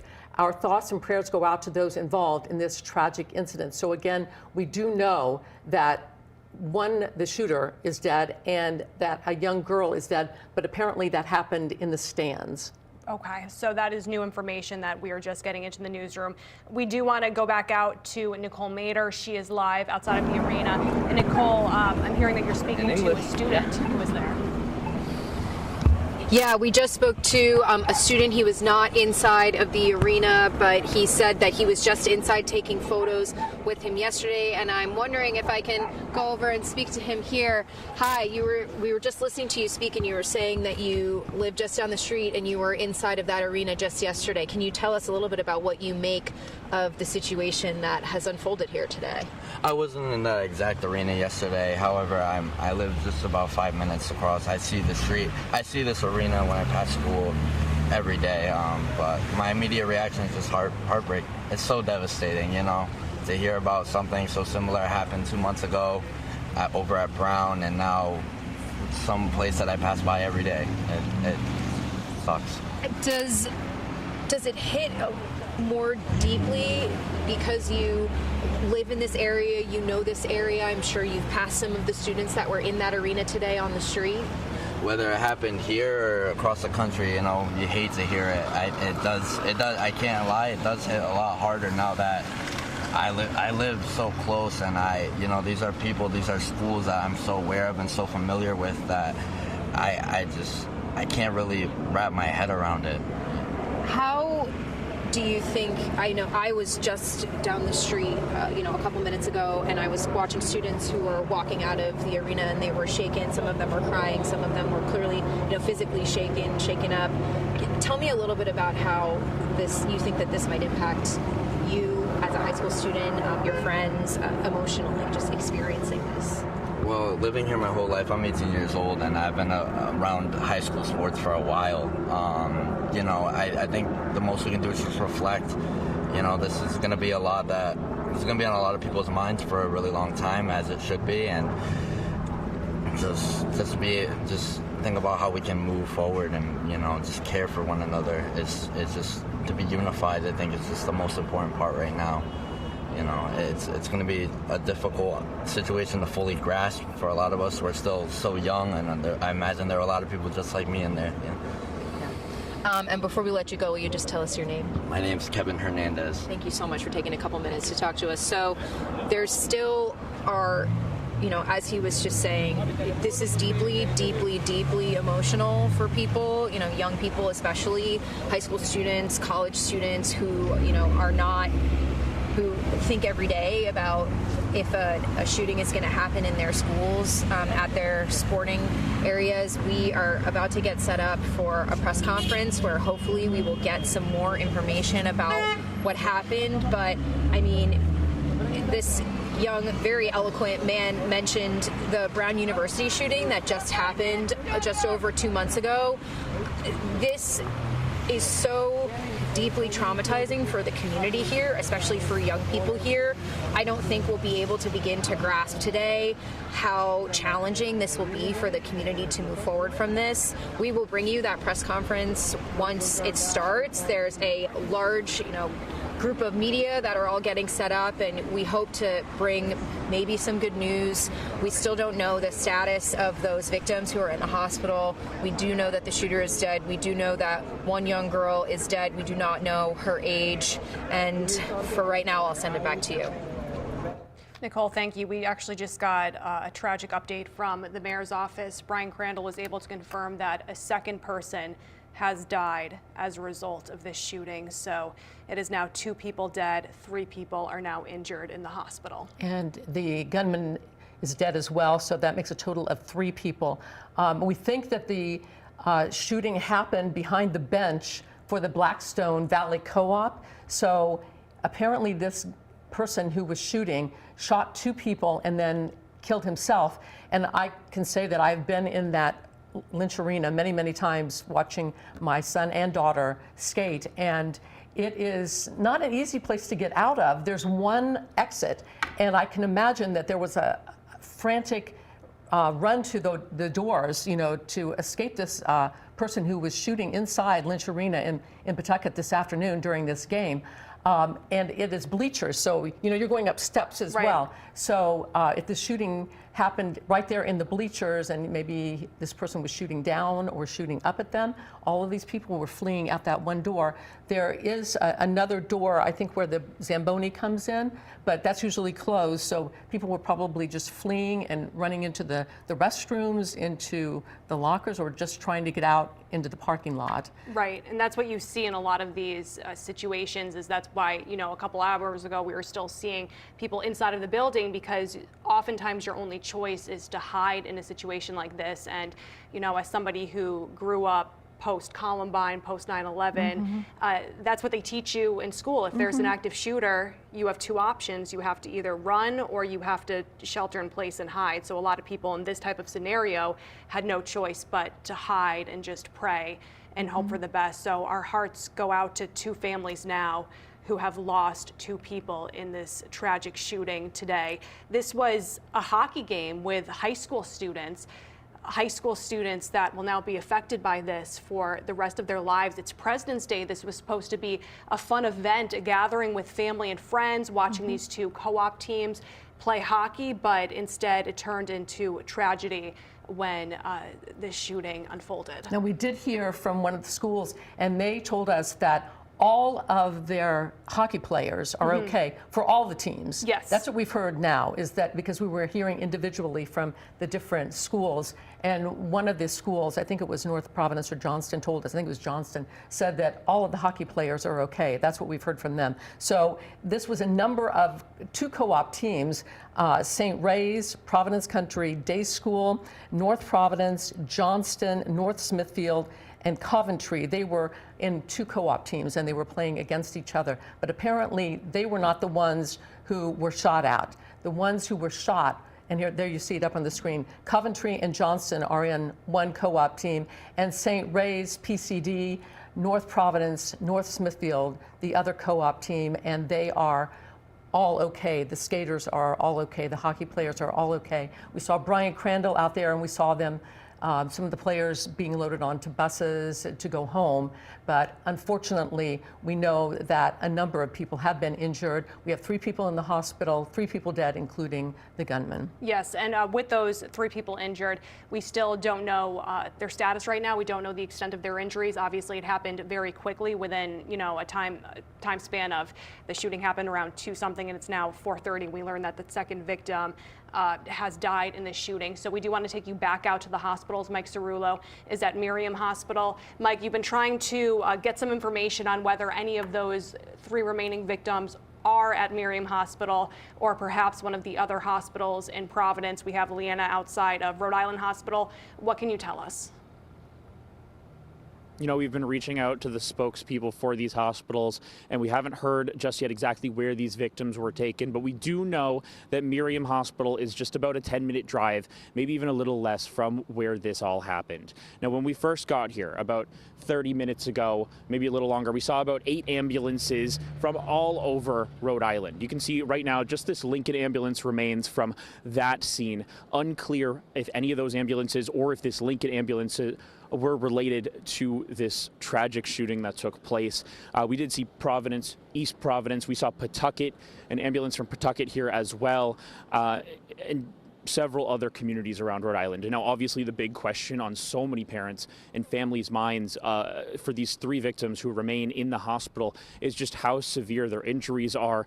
Are they going to make it? You know, it's heartbreaking to even think that, but just we don't know yet exactly how severe they were hurt as part of this horrible shooting, and so many families, it's weighing on them tonight, and even people in the community. We had a man drive by and just ask why we were here at Miriam Hospital, and we explained to him that there was this tragic incident in Pawtucket, and just the entire community reeling. You could see the response on this man's face as he was learning of this tragedy, as so many of you are right now. Again, we know that 2 of the victims have died, according to the mayor's office. We know that 3 were taken to the hospital, and we know that the suspected shooter has also died as well. But this outside behind me is the scene at Miriam Hospital. A lot of activity when we first got here, but at this time, it appears a lot of those ambulances from out of town have left. Just this one Lincoln ambulance behind me is still at the scene, or out here as well. Now, we've seen patients that appear to be unrelated to what happened in Pawtucket unloaded here, and it does appear to be getting back to normal hospital activities. But so many of us in the coming hours, days, weeks, this tragedy and trying to process just another horrible tragedy in Rhode Island, this time in Pawtucket. Still trying to figure out more information, and as soon as we figure out where those other victims are and how they're doing tonight, hopefully they will make it and they will pull through, those 3 that remain in the hospital, but we don't have that information for you just yet, and as soon as we do, we're going to let you know. But I'm going to send it back to you in the studio at this time. Thank you, Mike. We have to assume that probably most of the victims, especially the serious victims, went to Rhode Island Hospital, right, because that is a level 1 trauma unit. So if you have a serious injury, a serious shooting, life-threatening thing, that's where you go, because that's where they can take you. That's where all of the Brown shooting victims went. Yes, exactly.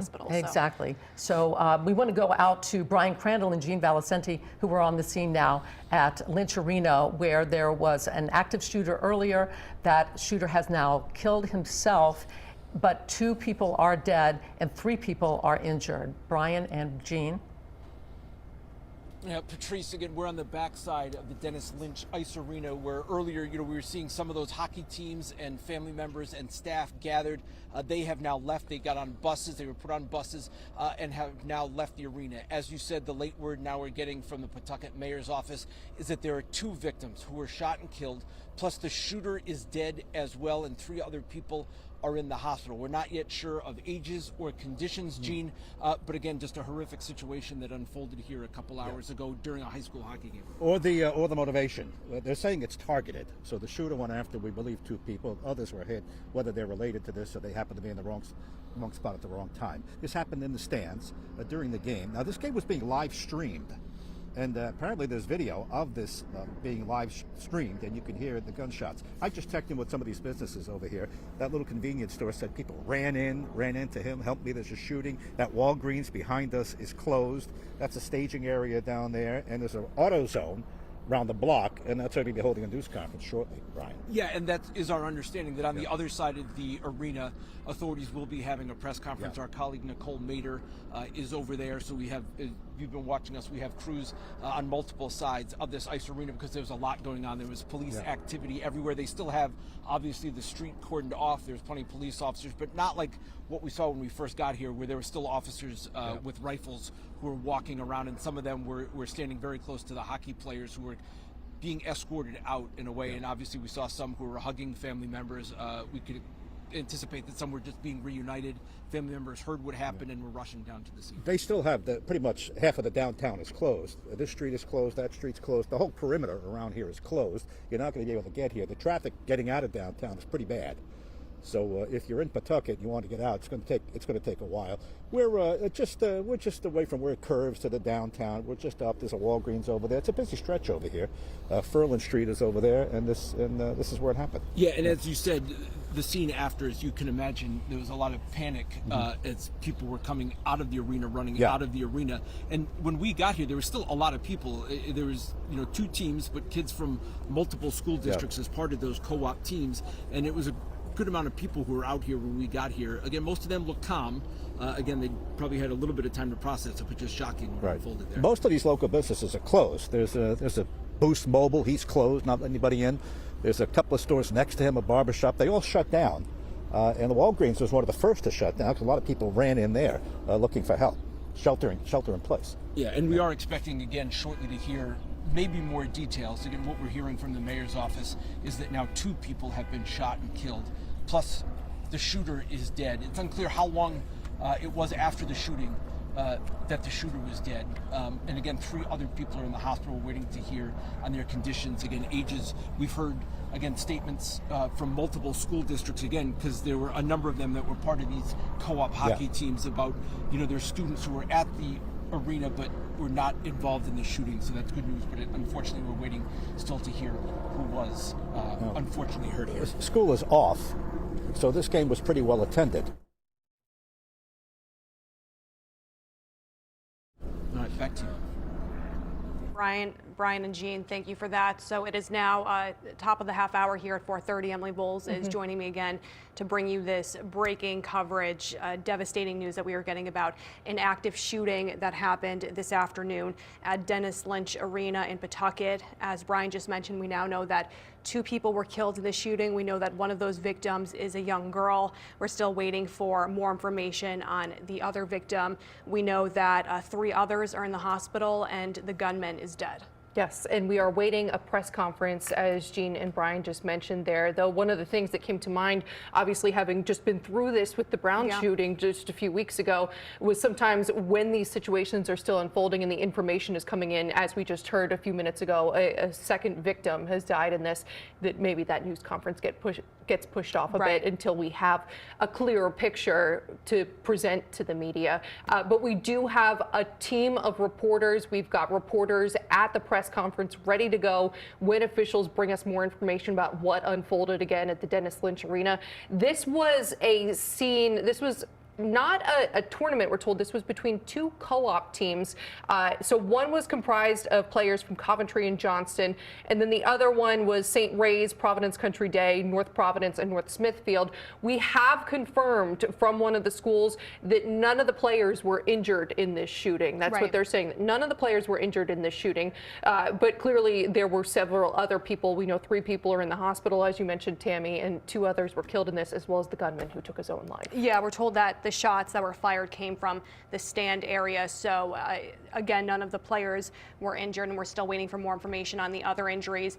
We do have reporters out live right now. We want to head back out to Leanna Falk. At last check, she was at Rhode Island Hospital, but now she is in Pawtucket with the latest information. Leanna, you just switched from Rhode Island Hospital to Pawtucket. Have you learned any new information about any of those victims who were hospitalized? Tammy, we are still waiting to get an official update from both Rhode Island Hospital and Miriam as far as the condition of the victims that were sent to either respective hospital. Last time I saw you, the ambulances had left. I've now been taken over here to Dexter and Barton Street in Pawtucket.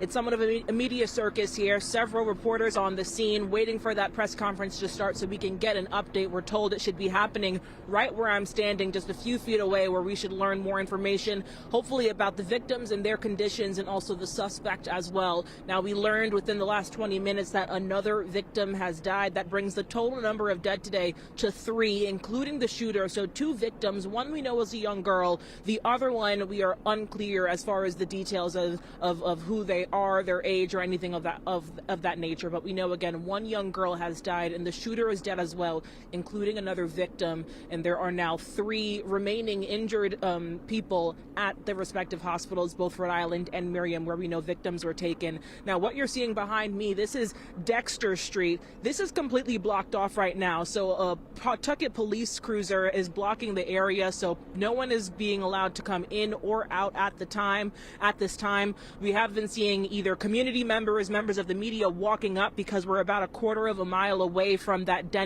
Lynch Arena where the shooting took place, where our crews are right now. So we're about a quarter of a mile away from there. You can walk there in about 6 minutes, but from where we are right now, this is where they have media waiting for that press conference to start, where we are hoping to get more information on the victims, because that's what's important right now. We want to get an update for their families, for their friends, for the community, anyone that has now been touched by this incident today. You know, there were several schools that were at the arena for that hockey game.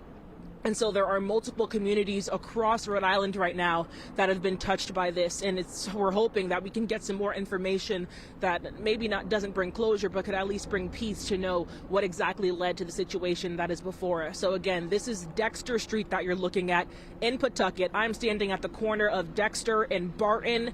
There is a cruiser blocking this area, so if you're coming into this direction, you should expect lots of traffic because this street is blocked off, and just in general, it's a main road. It's 4:34, so we're approaching peak rush hour at this time. So while this investigation is underway, there are several, obviously all the residents surrounding this area, which are essentially coming home from work to this tragic news.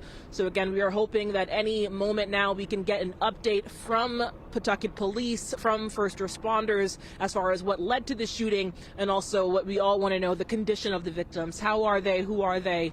And what can we tell their families? Back to you. All right, Leanna, thanks. As you could see there in the corner, too, we have our microphone set up. Yeah. We are ready to bring you that press conference whenever it happens. One of the other things that Jean was talking about was what a busy area it is outside of the ice rink. Yeah, businesses everywhere. He was saying that people were flying into that Walgreens trying to seek shelter. And Nicole Mader was out there, too, and she was able to speak with some people who were close by when this unfolded. Yeah, she spoke to a student who wasn't inside of the arena but was nearby. Let's take a listen to what he had to say. As a high schooler, as someone who takes professional photos for high school sports, this is devastating.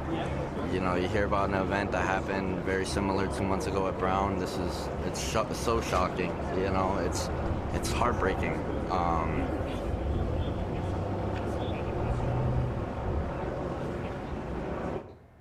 Very hard for students who just saw the Brown University shooting a couple of months ago and are now dealing with this, which did happen at a high school hockey game. So we do want to go through the list of schools that were involved in this. So this was not a tournament, but there were several students from various schools in Rhode Island involved, because we're talking about 2 co-op teams who are playing each other. They're on your screen right now.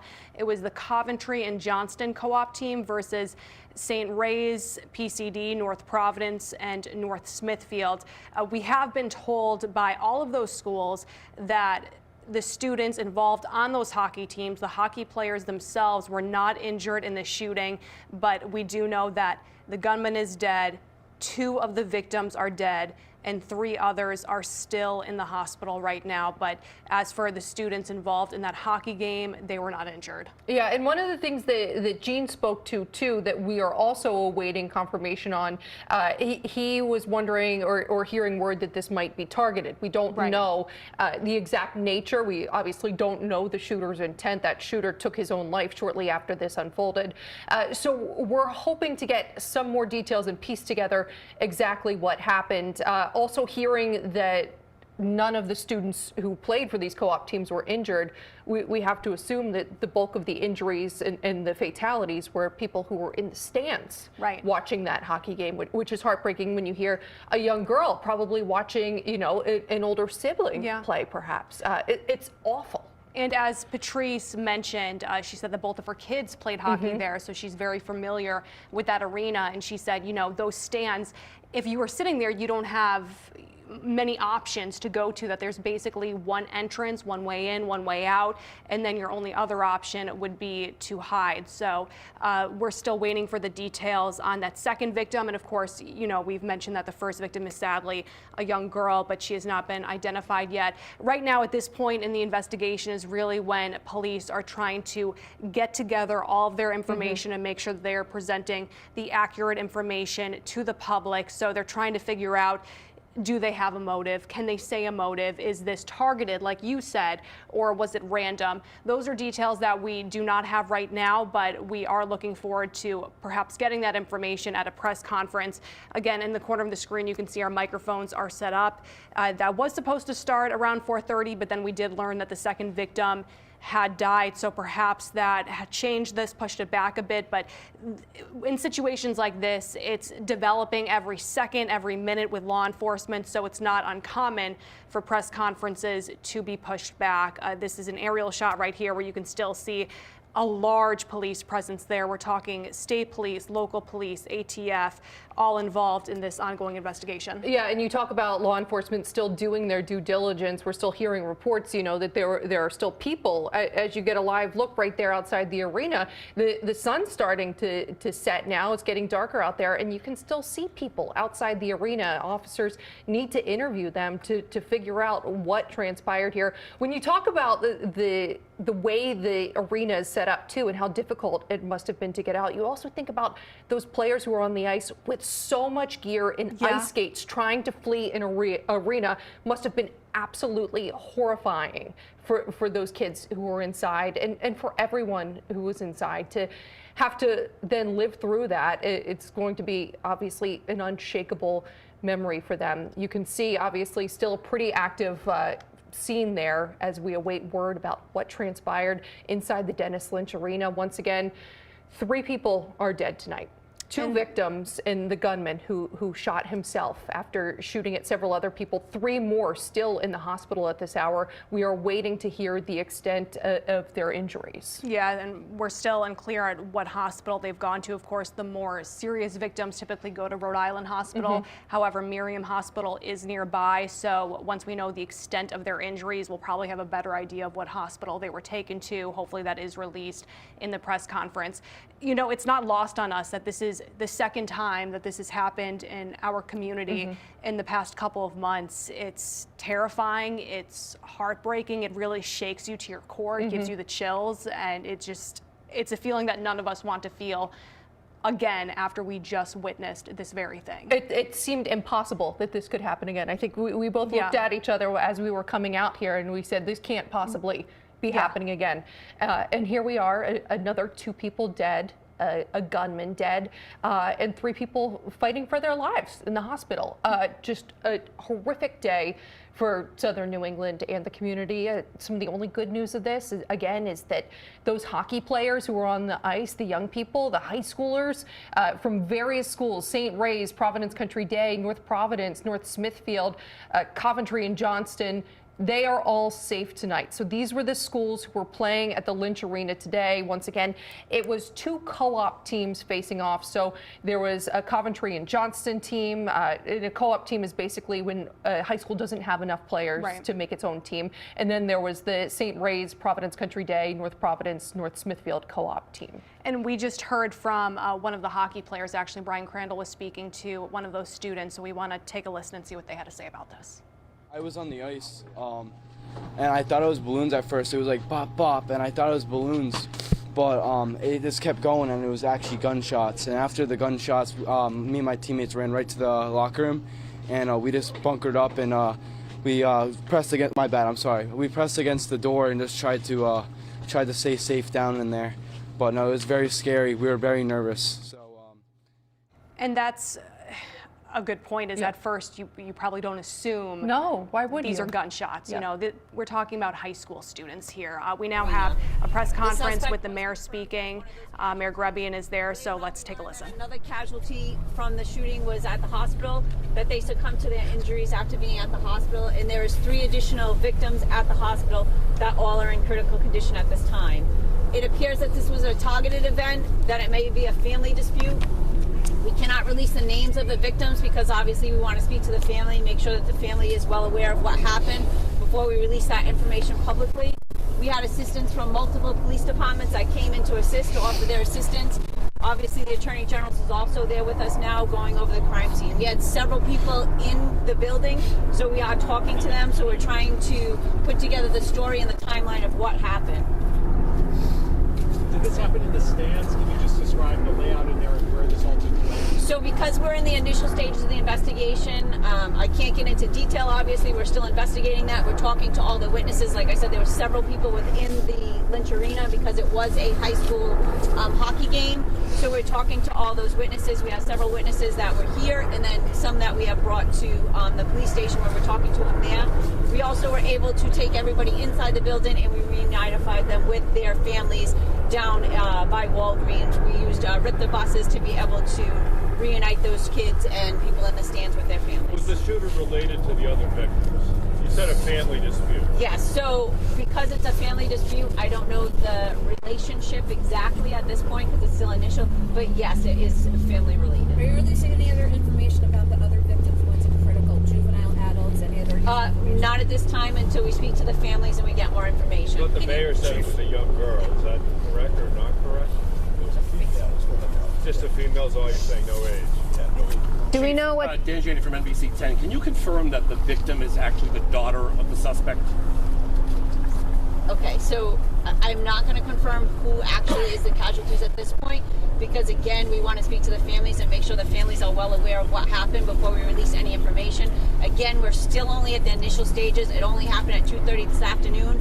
Again, we went in, like I said, there were several people in there. We have several witnesses that are at the station, so we're going to put together a story before we release information to make sure that the information put out there is accurate and correct and there's nobody. Chief, the 4 victims that are hospitalized, were they hospitalized because they may have been trampled or pushed down, but they actually were not shot? No, so we have, we have 3 deceased victims, right? We have 3 deceased. The suspect, and then we have 2 victims. And then we have 3 at the hospital that were part of the incident that, no, they were not trampled, that they were shot. They were all shot, yes. Was the suspect shot by police or was it self-inflicted? I'm sorry, there's multiple people. No, guys. So what I can say right now is that that's the information that we're going to put out. We're going to obviously probably have more information as the day progresses. Again, we want to speak to all the people that were witnesses so that we can get an accurate story to put out there.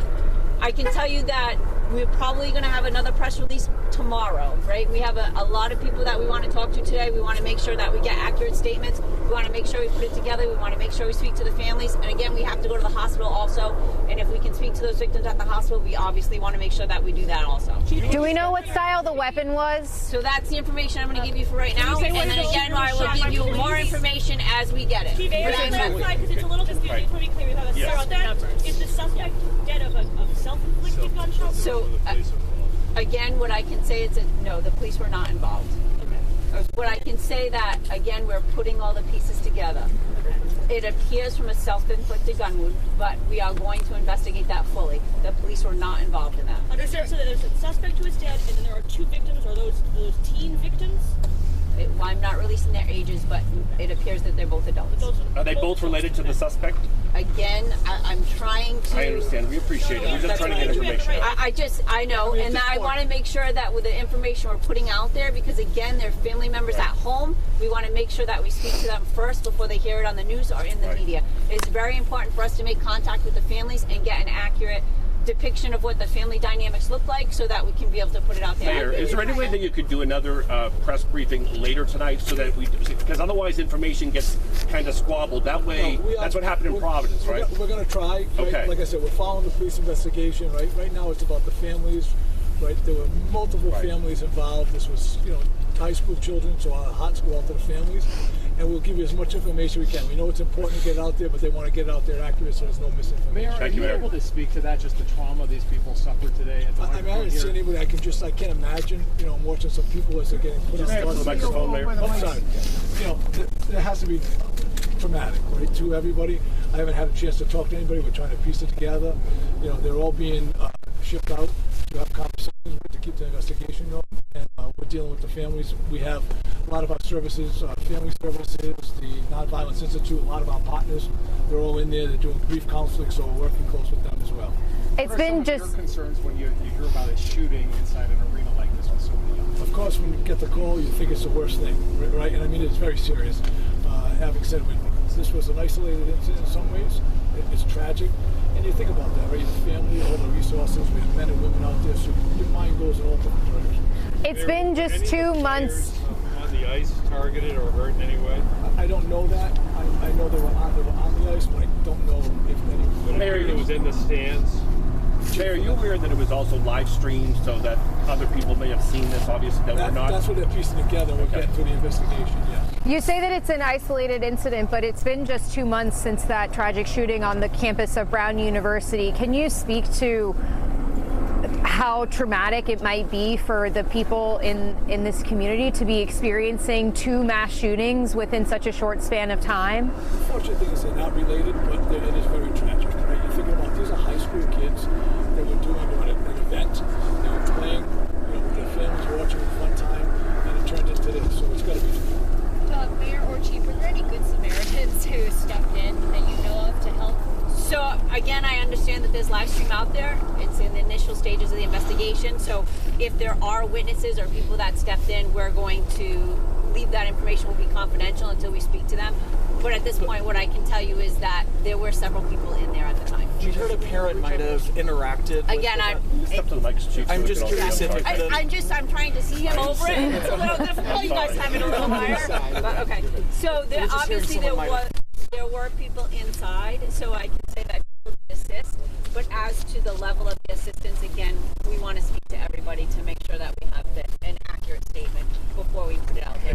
Unfortunately, if we put information out there and it's not exactly accurate, and it was, again, live streamed only for the sense that, so that other people could watch the hockey game. Did you have 1 or 2 guns? So again, that information will come out a little later. Chief, you had said families, plural, involved, or just one family? No, I believe it's just one family. Chief, have you reached out to all the schools? Because there was like 6 schools out there between the co-ops out there. So again, we have been on the scene the whole time, as the coaches know, so I'm assuming that the coaches would have reached out to the schools because obviously, I guess with hockey, it's more regionalized, so it's multiple schools that are playing for one team. So the coaches are there, and I'm sure that they made the schools aware. But personally, we haven't reached out to the schools yet. We will, obviously, but we have been doing the middle of the investigation. Chief, can you identify as a suspect a male or a female? Because there was some confusion from people who actually witnessed this. Yeah. So again, that's about the extent of what we're going to be able to release at this point. We will give more information as it comes out later today, and then if we can do a press release tomorrow once we've been able to speak to all the witnesses, because again, there was many people inside the arena. We have to speak to all of those people that were in there, give statements. Even if they have nothing to add, we still have to make the attempt and the effort to speak to them to make sure that we have all the information. So this is over. Okay? No danger. Thank you very much. Thank you. No danger at all. Thank you. And you're done. Pawtucket Police Chief and Mayor wrapping up a press conference outside the Lynch Arena, the scene of a mass shooting today. We're told this looks like it may have, they couldn't confirm it, but they believe this may have been a family dispute and a targeted shooting at that. They also offered some clarity on the victims. We had initially heard reports that it was a young girl from the mayor's office, but now they're saying that that victim may have been an adult as well as the other victim who died. The 3 others who were still in the hospital, the chief revealed there, are in critical condition from gunshot wounds. She also spoke to the fact that this event was live streamed. So there were people watching this hockey tournament just to watch their kids play, to watch a family relative play, and they saw that shooting unfold. So this is everything that they're going to be looking at now as they piece together what happened, why it happened. They said they could be back later today to reveal more information as their investigation continues now at the Dennis Lynch Arena. Yeah, Chief Gonzalez said that they're interviewing every single person who was inside of the arena. We're assuming there were quite a few people there because of all of the different schools who were involved in these 2 co-op teams. Now, she did not release the identities of the victims because she said since she believes this is one particular family involved, she wants to make sure that their family knows exactly what is going on. So first, Pawtucket police will be talking with them before releasing that information to the public. But again, we initially reported from the mayor's office that a young girl was killed in the shooting. Now the chief is saying that 2 adults were killed in the shooting. And of course, the way we interpret the term young girl is kind of a loose interpretation. It could be somebody who's 18, that's still a young girl. So that is still information we are waiting on getting. Now we know that there are multiple law enforcement agencies there, local police, state police, the ATF. We have this new statement from FBI Boston saying that they are aware of the shooting at the Dennis Lynch Arena in Pawtucket, Rhode Island today, and they have responded to the scene. We stand ready to assist our partners at the Pawtucket Police Department and Rhode Island State Police with any and all resources they need. They go on to say that at this time there is no imminent threat to public safety and there has been no request for FBI assistance. However, the public should continue to avoid the area. Our prayers are with everyone impacted by this incident. So we do know that those 3 people remain in critical condition in the hospital. So we know that this is very serious. Their injuries are serious. They were all gunshot victims as well. That was released during this press conference. I guess there were rumblings that they could have been trampled during the way out, but that's not what happened. These people were shot and wounded, and they're all in critical condition at the hospital. NBC 10's Nicole Mader has been at the scene since the news unfolded that there was a shooting at the Dennis Lynch Arena. She joins us now live there with an update. Nicole? Yeah, so just one other note from that press conference that, kind of made my ears perk up. The chief said that it did not appear that police were involved in shooting the suspect. It appeared that it was a self-inflicted gunshot wound. Other than that, we really did not get very much information out of that press conference. The police chief was very adamant that there were a lot of people who witnessed and that they were going to interview every single one of those people so that they can try to paint an accurate picture. They, gave the media, they tried to temper our expectations and say that they likely would not have more information until tomorrow. We will obviously continue to ask the questions that we know that our viewers are wanting the answers to. We did not get an update on the condition or the ages of those victims. The chief did indicate that they believe that this is a family incident, at least right now. I was just actually down the street at the scene just before this press conference started. There is still a very, very, very large police presence there. Again, very similar to the scene that I described to you earlier. Relatively calm, not a lot of movement, but still a very expansive presence still there. It appeared that cars were leaving, not police cars, but maybe some of the people who had been waiting in that parking lot, some people who had been attending that game. They were leaving. The other thing that the police chief noted in that press conference is that people had been reunited, students have been reunited with their parents and their families, and that the RIPTA buses were part of that process, that they were used to help make that reunification happen. So we will continue to ask. The mayor said that they might try to do another press conference tonight. We don't know if that will happen. It seems that they are trying to confirm information before giving us anything. Really, we have very little. We don't have much more than what we did before this press conference started. And for now, I'll send it back to you. All right, Nicole, thank you. We also have several reporters at various hospitals to make sure we're covered there. We have Leanna Falk. She is in Pawtucket right now. We want to go back out to her, see what information she's learning. Leanna, I can still see there's a police presence behind you.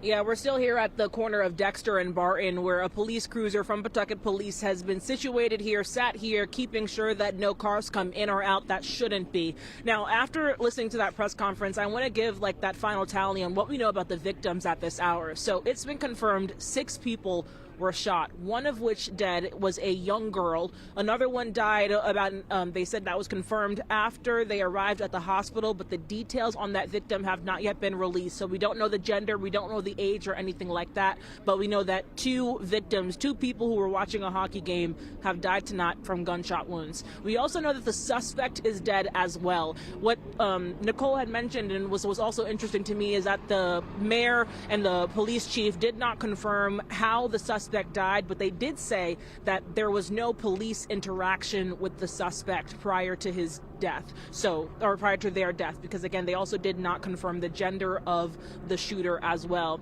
The details regarding the victims have been very, very tight-lipped because they are hoping to obviously get connected with next of kin, make sure that families are aware of what's been going on before it's released out to the media. Obviously understandable. And so the details that people might be wanting to know as regarding the gender or age of the victims, that is still going to be, we're going to be waiting for that. They made it clear that we may not be hearing from them again tonight. We would be getting another press release, hopefully a press conference, so we can ask some questions tomorrow. But as far as the victims, we know that 6 people were shot, 3 people are dead, including the suspect and a young girl, and there are 3 people still in the hospital right now in critical condition. Sorry if you're hearing some background noise behind me. We are on a very main road. This is Barton Street in Pawtucket. If anyone knows the area, it is very hectic, lots of cars. We're in the height of rush hour, but this press conference ended with a lot of information, but also a lot of questions. We're still wanting to know how exactly this happened. The police chief alluded to some possible family dispute that essentially erupted at this high school hockey game, but the details of what exactly happened, who is the shooter, more information on the victims, those are all question marks for us tonight, and we're hoping to get more information in the days to come. Back to you. Leanna Falk live in Pawtucket as Patrice Wood joins me now. Obviously, as she mentioned, the big question there is the motive for the shooter as this unfolded. I know the police chief pointed out to it being possibly family related, a targeted incident. We do know that the 2 victims who were killed, she explained, are adults. I know the mayor's office had previously said that one of them was a young girl. So unclear exactly how old or the relation to the shooter who she alluded took his own life. She said it wasn't a police-involved shooting. It appeared to be self-inflicted. But again, this all needs to be worked out. We're waiting to hear more confirmation from authorities as their investigation now continues inside the Dennis Lynch Arena. Yes, I'm very, very familiar with this arena. My son played hockey there.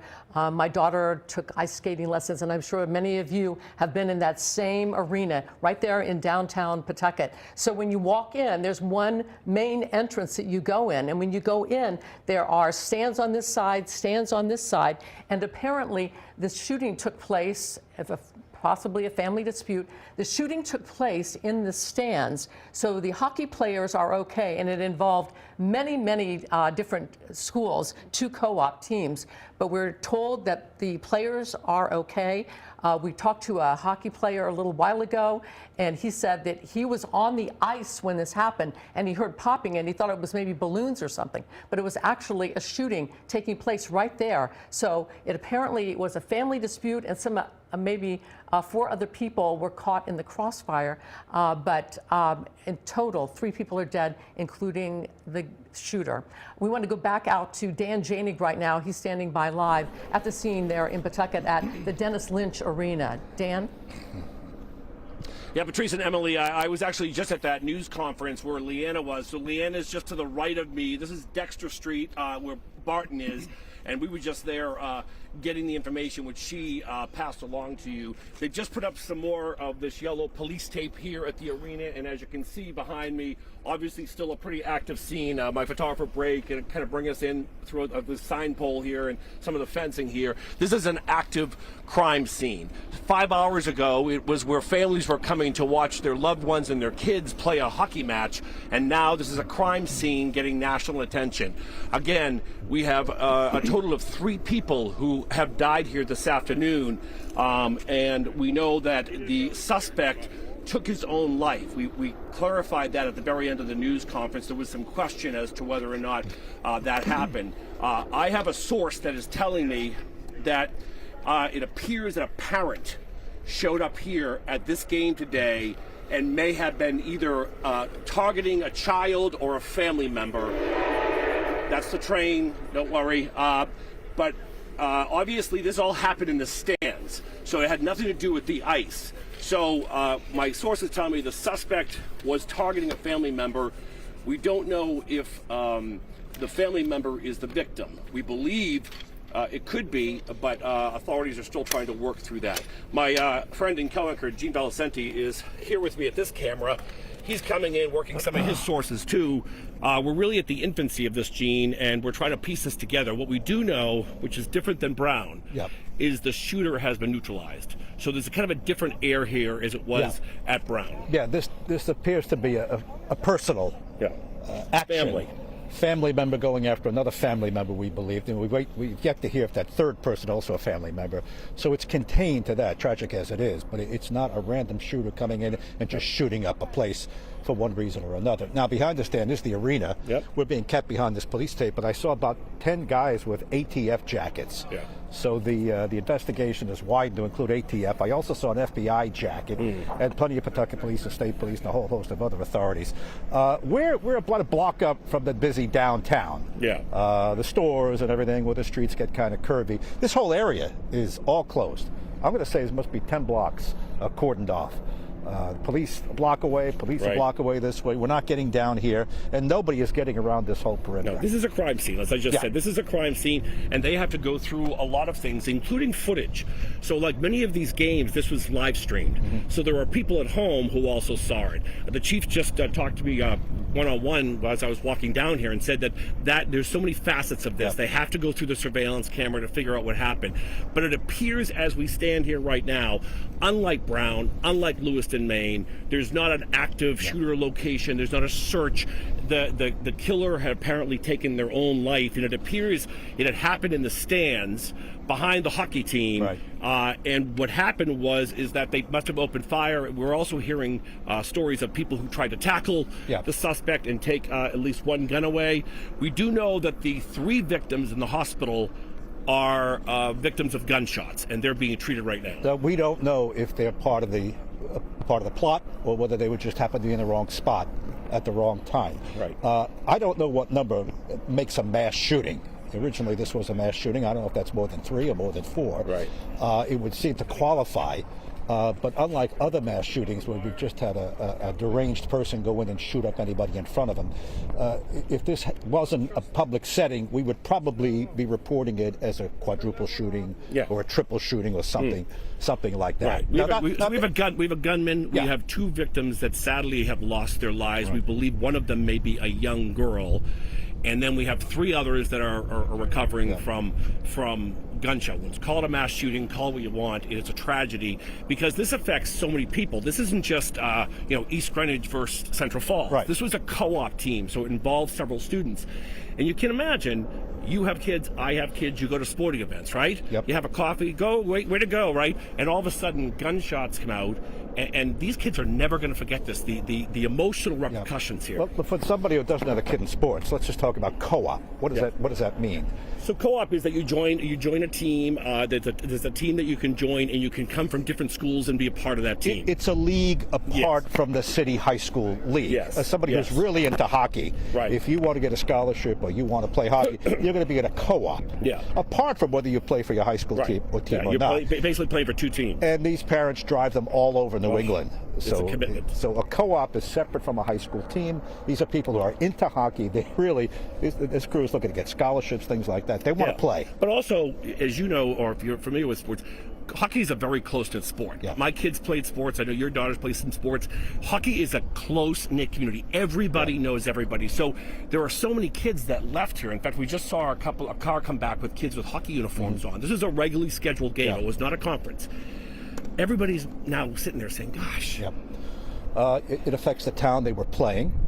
And we're hearing a lot from them. We're hearing from all those towns basically saying, hey, we're here and we're safe. All of these businesses were closed because people ran out of there and they ran into the closest friendly face. A bar across the street, there's a bodega around the corner, there's a drugstore. They just ran, scattershot, and ran, and some of those business owners closed the doors and locked up, not knowing someone's coming behind them. Yeah. So it's quite a scene over here. Gene and I are going to separate for 1 second, just show you the scene one more time if we can, Gene. There's a line of police cars, obviously right here, outside. There's a crime van over there. But again, this is a crime scene. The police chief and the mayor just went back in here, and they're going through several different footage. They are taking evidence. In the meantime, they've also set up some counseling for some of the people who were either related to these victims or were just here playing. And that's the other thing, Gene, is that there's such a ripple effect, meaning that, when you go to games like this, it's not just the parents, it's the coach, it's the grandparents, and then you have all these different players. So, think about this. What were you doing 4 hours ago or 5 hours? What was I doing, right? Yeah. Not thinking about this. Could you imagine you showed up here and all they were thinking about is winning a game? This thing was being streamed live, so there might have been hundreds of people who were watching it. I understand you could hear the gunfire in the live stream. That at some point, I think either we have that or we will get that. Yeah, we're working on that at some point. So I don't that's think another element here. This may not show that shooting because obviously it's focused on the You could hear it. I understand you could hear it from the live stream. Yeah. So, and if you're watching, you know there was a commotion. You know that certainly game stopped. Something's going on. Yeah. So we heard from witnesses who were at the bench, and a colleague, an editor from a local newspaper was there, and they're watching the game, and all of a sudden they hear what they believe is balloons popping or something like that, and that's the gunshot. So the gunshots were confined to the stands. Yeah. Never, it wasn't, when you think of a gunfight at any kind of sporting event, you think it's between the two teams. That's not the case here. This is Rhode Island, a small place. Dan, I was passing on this very street just yesterday. I happened to be in Central Falls and came out to get to 95, which is down there. I noticed this big blue building to the left of us here, and I looked and I noticed the sign on the arena. Only yesterday. All right, listen, the Chrome was telling us that they have that video now that we've been talking about. This is the live stream, the video of the live stream when this happened. Go ahead, you guys take it back. Head it back to Patrice and Emily. Yeah, we have some video. I don't believe it's of the live stream, but this game was being live streamed. It was a game at the Lynch Arena in Pawtucket where there was a shooting today. 3 people are dead, including the gunman. And we want to take a look at this. We can hear the shooting. This is being live streamed today. Let's listen.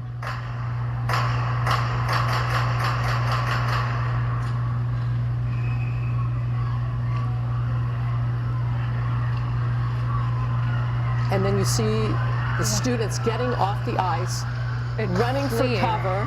This is at Lynch Arena in Pawtucket about 2:30 this afternoon. I'm very familiar with this arena because my son played here. They're going over to the locker because the lockers are on that side. So we had St. Ray's, we had Providence Country Day, North Providence-Johnston, North Smithfield, Coventry. And there we are blurring out apparently where the shooting happened, which was behind the Blackstone Valley bench. So everybody ducks. You can hear how many gunshots go off. And you think about these players here. If you've ever put on hockey, whether you put hockey gear on your kid or you put it on yourself, you're fast on the ice, but trying to leave that building, you talk about how difficult it is to get out of that building, Patrice, and then imagine you're wearing all that hockey gear. Okay, so this is horrifying. They're skating over to, when they're exiting, the lockers are over there. To the right is the exit, but people aren't moving. They are ducking down because they don't know where these gunshots are coming from, but it's from behind them, and that is the Blackstone Valley bench. So it's coming from behind the Blackstone Valley bench. When people start to get out of there, they're going to be running to the right because that's where the exit is. The lockers are on where you see the players exiting over on the other side. And the right we have blurred because obviously some gunshots landed there. Once again, we know 3 people are dead tonight after this, 3 more in critical condition, all from gunshot wounds. Horrifying to see these players just flee off the ice. We have a new statement now. This is from the North Smithfield principal. It says, "This is heartbreaking to hear about, and I know many in our community are feeling shaken by it. We have been in communication with the athletic director and coaching staff who were at the game. At this time, all of our students are accounted for and safe, including players and fans who attended. Reports are still coming out and details are limited, but our priority was confirming the safety of our students. Further updates will be forthcoming once we know more." In light of today's incident at the boys hockey game in Pawtucket, I want to share that members of our school counseling team will be available today. This was at 4:45 at the high school. We are shocked and saddened by the shooting at today's hockey game. We can confirm that the Providence Country Day students, parents, and staff that were present at the time are safe at this time. So NBC 10's Brian Crandall, he's been on the scene for quite a while, and he actually spoke to one of the students who you saw there. That kid was fleeing so the ice. scared. Unbelievable. Brian? Emily and Patricia, we're on the backside of the Lynch Ice Arena here. As you can see, there's still a police presence blocking it off. Again, now that the situation, though, is well over. But just down the street from here is a convenience store, and some of the players ran over there after in a frantic scene. As you said, this was high school players, 2 teams. One of them made up of students from Providence Country Day and St. Ray's and North Providence and North Smithfield. The other was a co-op team from Coventry and Johnston. So those 2 teams, we spoke to a player from the Coventry-Johnston team from Coventry. He was the goalie. He was on the ice when the shooting happened, but as you've been talking about, he didn't know right away it was gunshots. He thought it was balloons. Let's take a listen to what he had to say. Where did the shots come from, do you know? Yeah, it was the far side. So I was on the, where the Zamboni is. It was the far side of the building, on the opposing side's bench. Yeah, it was scary. It was a lot of shots. How many? I think I heard 14. Did you see where the people who were shot were? I did not see. I was so nervous. I went down and then I ran. And again, so that's Olin Lawrence. He was the goalie for the Coventry-Johnston team. His mom was right next to him as he was talking to us, but she said it was the most emotional day of her life because she was there as well. The good news, again, is that none of the hockey players were hurt. As you said, unfortunately, 3 other people are dead, 2 victims and the shooter, and 3 other people are hurt. But as you can imagine, you've been talking about a frantic scene inside the rink as chaos breaks out and people start to realize what happened. And he said it took him a little bit to realize that it was gunshots, and then they took off the ice. As you can imagine, especially for a goalie, it takes a little bit to get there. They went to the locker room. He said they were in there about 20 minutes before police officers showed up inside, and he said that was a relief. Again, but there were other people who ran out and went to a convenience store down the street, again, as they went out the back of the arena. So just frantic moments. Again, we're hearing those statements from the different schools involved. There's 6 in all, again, with 2 hockey teams, both co-op teams consisting of multiple high schools with students from each. So just incredible to hear the story from on the ice. Again, we talk about, we have kids. We're at games a lot, and you just never want anything like this to happen, and just everybody kind of running for cover. Patrice, Emily? Those students, the families, they are never going to forget this. And we have to also say that this was being live streamed. So there were potentially hundreds, thousands of people out there watching it. We have that video as well that we want to show you. This was at Lynch Arena about 2:30 this afternoon. You hear the gunshots. Listen. Wow. That kid was right. There were more than 15 shots there. This was a targeted event at Lynch Hockey Rink today. 3 people are dead. The chief says they were adults. This was an active shooting at Lynch Arena in Pawtucket where a high school game was being played. The police chief says it was a targeted event involving a family dispute. It's believed the shooter shot and killed himself. 2 victims are confirmed dead by authorities. Actually, 2 victims and then the shooter as well. 3 people are still in the hospital caught in this gunshot. incident. Many of the victims taken to Rhode Island Hospital. You can see the players there rush off the ice. They don't know where they're going at first. They thought it was balloons. That's what they told Brian, balloons popping. And then you see them skate off towards the locker room, which is on the far side over there, because I know I've been in that arena many, many times for years and years. To the right is the exit. To the left is where the Zamboni comes in. But there, all the kids and the coaches, they jump out of the area where they sit and then skate across to the exit. But you see all the people on the benches, they duck down when the shooting happens.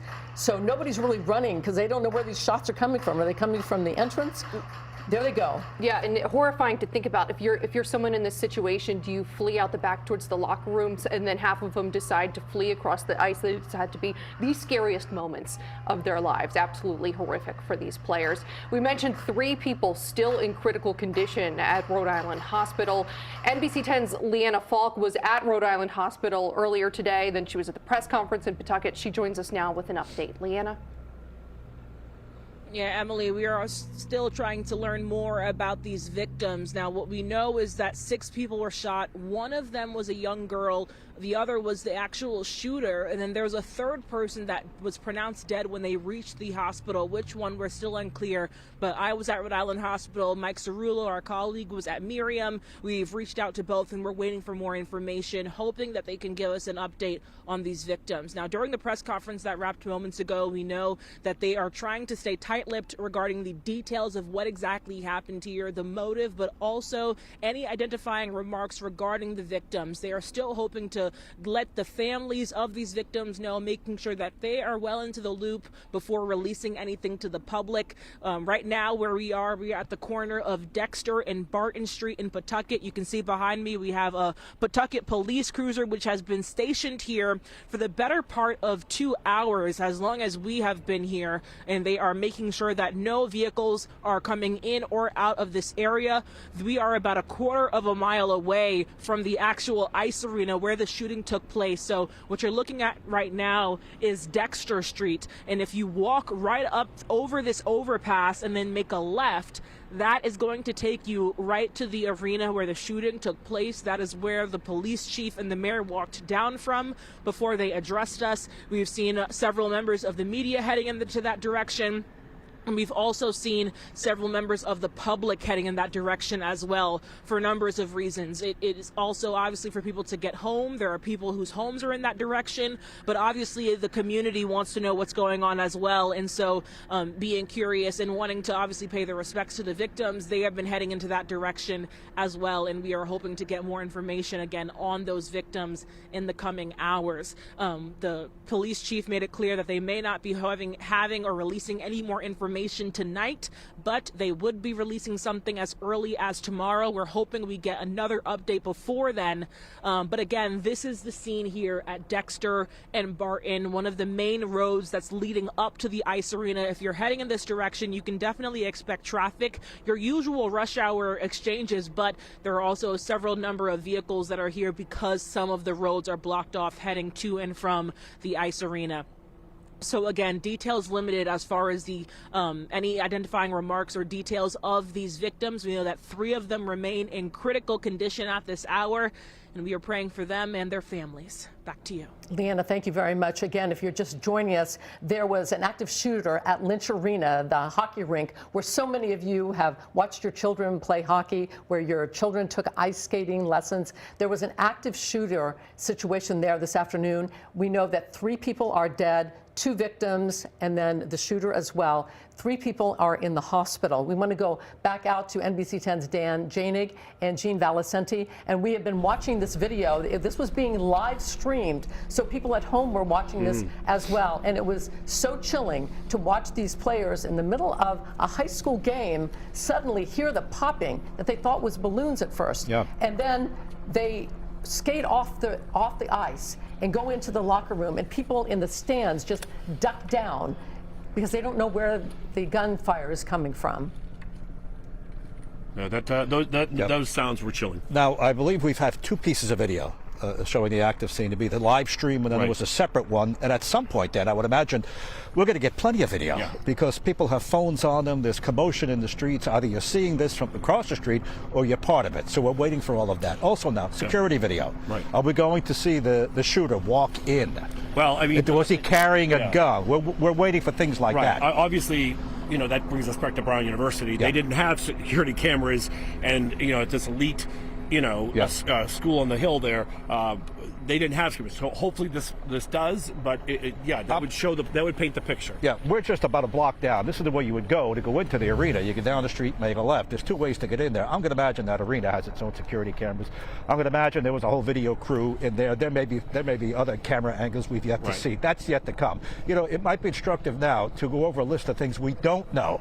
Yeah, we don't know. So we don't know the we don't know the relationship between the shooter and the two people he shot. We believe there were families. Right, we believe we don't have we have that on. We don't have that on record. Right, but we don't have the specific relationship. No. We don't have the names. We don't have where they were from. We don't have the motivation. Those are important things that we don't have. I suppose at some point we will get all of that. They've already held one news conference. Yeah, and I at the news conference I asked the mayor, would they hold another one? Because you know what happens when we don't hear it from the source. Providence was really good about this with Brown. The mayor was really Mayor Smiley there. You don't hear it from authorities, then you start, all these. It's kind of like the Guthrie case. I also want to give you our proximity. So this is Dexter Street right here, and as Gene said, it's blocked off for several blocks. You can see. I'll just walk with you. So it's all blocked off down here. So this is Dexter. If you go that way, that's Barton. That's where Leanna is, and that's where the press conference was. And if you go back that way, that's where Brian Crandall is. He's behind the arena. Now, a couple of things happened. We're watching these cars come out, Gene and I, because the last two cars that came out, it was actually players that were in the back seat with their parents. So we saw that. We also talked to a guy who was sitting right here to my right. Mm-hmm. He lives in these apartments, which is like an old mill building across the street, and he was talking about how he heard and he looked out and people were just running everywhere. Hockey uniforms, mothers grabbing kids, and we wanted to talk to him on TV, but he teared up. Dexter Street is the busy street. That's the main drag in Central Falls, and if you go south on Dexter, which is that way, you go through Pawtucket and you're going to get out to the interstate. So this normally on any night, this would be a busy stretch we're just off of. Today it's blocked off, along with, I'm going to say, 10 blocks around us remain blocked off. There are a ton of police vehicles here. ATF. Three go in. Yep. ATF, FBI, local police. I imagine there might even be police from the community where this visiting team was. It's funny, one of the first responders who is trained in active shootings in Providence was called here. Mm-hmm. Obviously, there was no immediacy because, unlike Brown, the shooter was neutralized. Now, we had a news conference a short while ago. The chief here in town is Chief Tina Goncalves, and let's hear what she had to say. It appears that this was a targeted event, that it may be a family dispute. We cannot release the names of the victims because obviously we want to speak to the family, make sure that the family is well aware of what happened before we release that information publicly. So that was Chief Tina Goncalves. She is now in the building. She walked by me, and she was in plain clothes. Obviously, it's a day off, right? It's a holiday. So I want to go back to what we do know. We do know this. We do know that this was targeted. You just heard that. That's why there's kind of I'm not going to call it calm, but it's not like Brown where streets are shut off. You have officers with guns drawn. They have the shooter. My source tells me it appears that the shooter was a parent who came into the arena and may have been targeting a family member. Now, we have two people that are dead besides the suspect. We have a young girl, and we have another person who we don't know. And then, three in the hospital with gunshot wounds. So it could have been a case where he was targeting something and then other people got in the way, and then there was a lot of hysteria. Apart from, we know they're related, we need to know the relationships, very important. And we also need to know the other people who were injured on either side of them.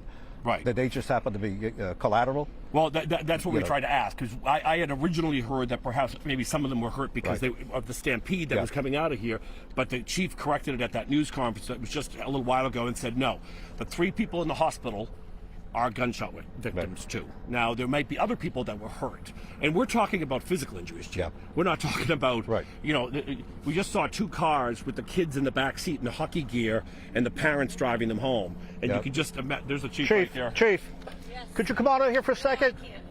Okay. Okay. All right, we understand that. We try. That's Chief Goncalves. Right? Gina and I are not shy when it comes to trying to getting interviews, but we just wanted to get some information. She hopefully will have another news conference tonight. Yeah. She had said maybe not until tomorrow, and I said, Chief, on something like this, you gotta be in front of it because it affects. Patrice had said this affects not just 2 teams, because both teams were made up of 3 towns each, private schools, public schools. So this was a gunshot across the board to the hockey community.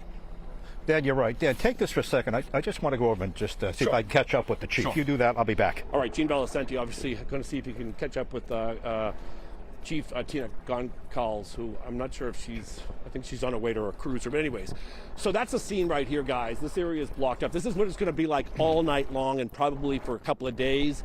This is an active crime scene. They have to piece this together, but it appears, in terms of people watching and living around here and being nervous, this was a targeted shooting. This is a family-related shooting, and perhaps that makes it even more tragic. Yeah, Dan. Emily, Patrice? Dan, I mean, I'm sitting here and I'm actually getting goosebumps because this affects all of us. This is our community. We all have been in that arena where kids are taking skating lessons or playing hockey. So it really cuts to the core. And you've just been through this, all of us have, with Brown University. You were up there at Brown University covering that as well. Yeah, you know, what really is hard to see is, you know, Patrice, you're a parent, Emily's a parent, we're all parents, or we have grandkids, is that, you know, you think the 2 places that you send your children, school and sporting venues, right? Whether it be a hockey arena or whether it be a football field, and there is some sense of security. The focus is on school. The focus is on winning. Right. And now, in a matter of 2 months, they've ripped that sense of security from all of us. And now you have to wonder, when your kid has a game next week, you know, are they going to start putting metal detectors now? This is where we are. And again, all the exits, some of it has to do with and some of it has to do with mental health, which is an issue that sometimes gets overlapped because we get into the gun dispute. This is too soon for that. Right now, we have a community healing. You know, when you see a couple of cars with hockey players in the back, there's one right there. We don't want to really necessarily show them, but all these parents are getting their kids out of here. That kid's got his head down, you know. And this is like, this is 3 hours later, and they're being reunited, you know, now. I don't know if you just saw that, but a lot of the parents are putting the kids in the back seat because of the shaded windows, but they just went down, and that kid had his head down, and I think he was crying. It gets you. It really does, because all you could do is see your own children. You know, this parking lot is loaded with cars. We're going to assume that those are the people who are at the game. And they may have run out of here, and at some point they're going to have to come back. And clearance to get their cars, but that is an active scene. Right, they're going to detain people. Why don't Gene and I step aside? I'm not sure if you have a double boxer or whatever you have, but let's give us the best view from our camera as nightfall sets in. Gene had mentioned that you're starting to see FBI and ATF. This is a mass shooting, and in mass shootings, the feds always step in. They don't take control, but they assist. We saw that in Providence. We saw that we see it in Tucson with the Guthrie case, and we see it here. They are using skills, whether it be surveillance skills that perhaps local authorities don't have. So it's kind of a relationship that people have in that case. But again, we were just talking to a gentleman, Gene, who was there. In fact, he's over here behind the camera, but he doesn't want to talk to us right now. We appreciate that. But he was just kind of his eyes were filling up with tears, just saying how he just saw everyone running and scattering. You know, I mean, it's like Brown University. You had kids that were in college, right? We all had kids in college. But when you see this kid drive by and his head's down and his parents can you imagine that conversation in that car going home? One that none of us should have with our children. Well, especially they've been here for several hours now. We're just seeing them come out, and I imagine there's more in there. They may be questioning each one and interviewing each one. It's a crime scene, so you can't let people go. They obviously that area of the stands is all blocked off, according to a source who's been in there, who just texted me and said that whole area is blocked off. They have to take samples and stuff like that. Let's go back to the core of what we know. right? Because we do a lot of speculating. We don't want to speculate here. We want to inform people. So we're doing, I said this with Brian Crandall at Brown, we're doing live reporting here. You're trying to get an interview, we're trying to get sources. You have, as we take a step back, a young girl who came to either watch a game or be part of this today, gone. Was in the stands, right. You have another person who's passed away too. We don't know the relationship. Don't know the relationship. Don't know the age. We don't know if it's male or female. And you have families that are hospital beds with kids that just went to a hockey game, and now they're dealing with gunshot. And then you have a male shooter. A male shooter. Let me step in there for 1 second on this, okay? And challenge me. My source tells me, and somebody I talked to who is in there, that they couldn't determine if it was a man or woman. And I asked the chief that question, and she would not respond. Did the mayor say it was a male shooter in that news conference? Because it's pretty much was established in some of the reporting. It's some a male of it was shooter. right, and now there's a report that perhaps, and I'm not going to get into it because I don't have the backing of it yet. But there's some questions. But it appears it was a man. Somebody else thought it was a woman. Okay. Well, you know what? We'll call that person the shooter. Right. That person, the shooter, killed themselves. Him or herself, and killed 2 other people. Right. And there were other people who were injured to the left and to the right or behind them, and that's... This is another family. And that's what... person who's just leaving. Yeah. And that's the relationship. We also don't know if they're related to this family or these relatives, or if they're just strangers. Okay. All right, let's go back to the studio. Got some new info for us? Yeah, so we do want to clarify, because the video that we've been showing you guys, there was talk that there was the live stream going on. The video that we've been showing you on air of the shooting as it happens, you can hear the popping from the gunshots. That is viewer video that was sent to us, and that is now part of this police investigation. We're looking at it right now. So this is the video. Lynch Arena. Yes. Lynch Arena. This was about 2:30 this afternoon. Listen to the gunshots. There's about 15 shots there, and you see the players. At first they keep skating because they think it's balloons that are popping. Then you see them suddenly, they're jumping and they're rushing. Everybody's like, get out of here, get down to the locker room. They skate off. That's how they get off, on the far side. We see over on the side, that's where somebody has been shot, and apparently the shooter may be right there too, but several people have been shot. We have 3 people injured, 3 people dead, and 1 person apparently took his own life, as far as we know. Yeah, NBC 10's Brian Crandall, as soon as we got word that there was an active shooter, he flew out of here. He was working his sources. One of the first reporters to confirm with the mayor's office that there had been a fatality. He joins us live now from Pawtucket. I know, Brian, you've been speaking with some of those players who fled the ice. What else are you hearing at this hour? Yeah, well, you know, as you said, just frantic moments on the ice there. We did talk to the goalie from the Coventry-Johnston team about what was happening, and you mentioned that he thought it was balloons at first. From what he said, they didn't know where the gunshots were coming from. The players on the ice took a second and then just went toward the locker room. I'm on the backside of the Lynch Ice Arena here on Broad Street. You know, police are still here. They have it blocked off. This is the view from the backside. Gene, Dan, Leanna are on the other side. But some players came out this way and went to a nearby convenience store. When we got to the scene, there were players and families waiting to get onto buses, and they did so. Some were over in the parking lot here for quite a while. But we talked to Olin Lawrence, the goalie from the Coventry-Johnston team, about what it was like. He was on the ice when it happened. Here's what he had to say. I was on the ice, and I thought it was balloons at first. It was like bop, bop, and I thought it was balloons. But it just kept going, and it was actually gunshots. And after the gunshots, me and my teammates ran right to the locker room, and we just bunkered up, and we pressed against. My bad. I'm sorry. We pressed against the door and just tried to stay safe down in there. But no, it was very scary. We were very nervous. So. Right. Just imagine, high school players now huddled in the locker room. You know, unfortunately, in this day and age, students train and practice and drill at school for active shooter situations. This, of course, now happens at a game. It is a holiday, you know, but there was this high school game. There were parents in the stand. His mom was with him when we talked to him. She said she was in the stands, and again, it was she said the most emotional day of her life, but she was there. So and then they're separated from the players as the players go to the locker room, and we saw some tearful reunions outside here in the parking lot. Players hugging parents again before some of them got on a bus to leave here.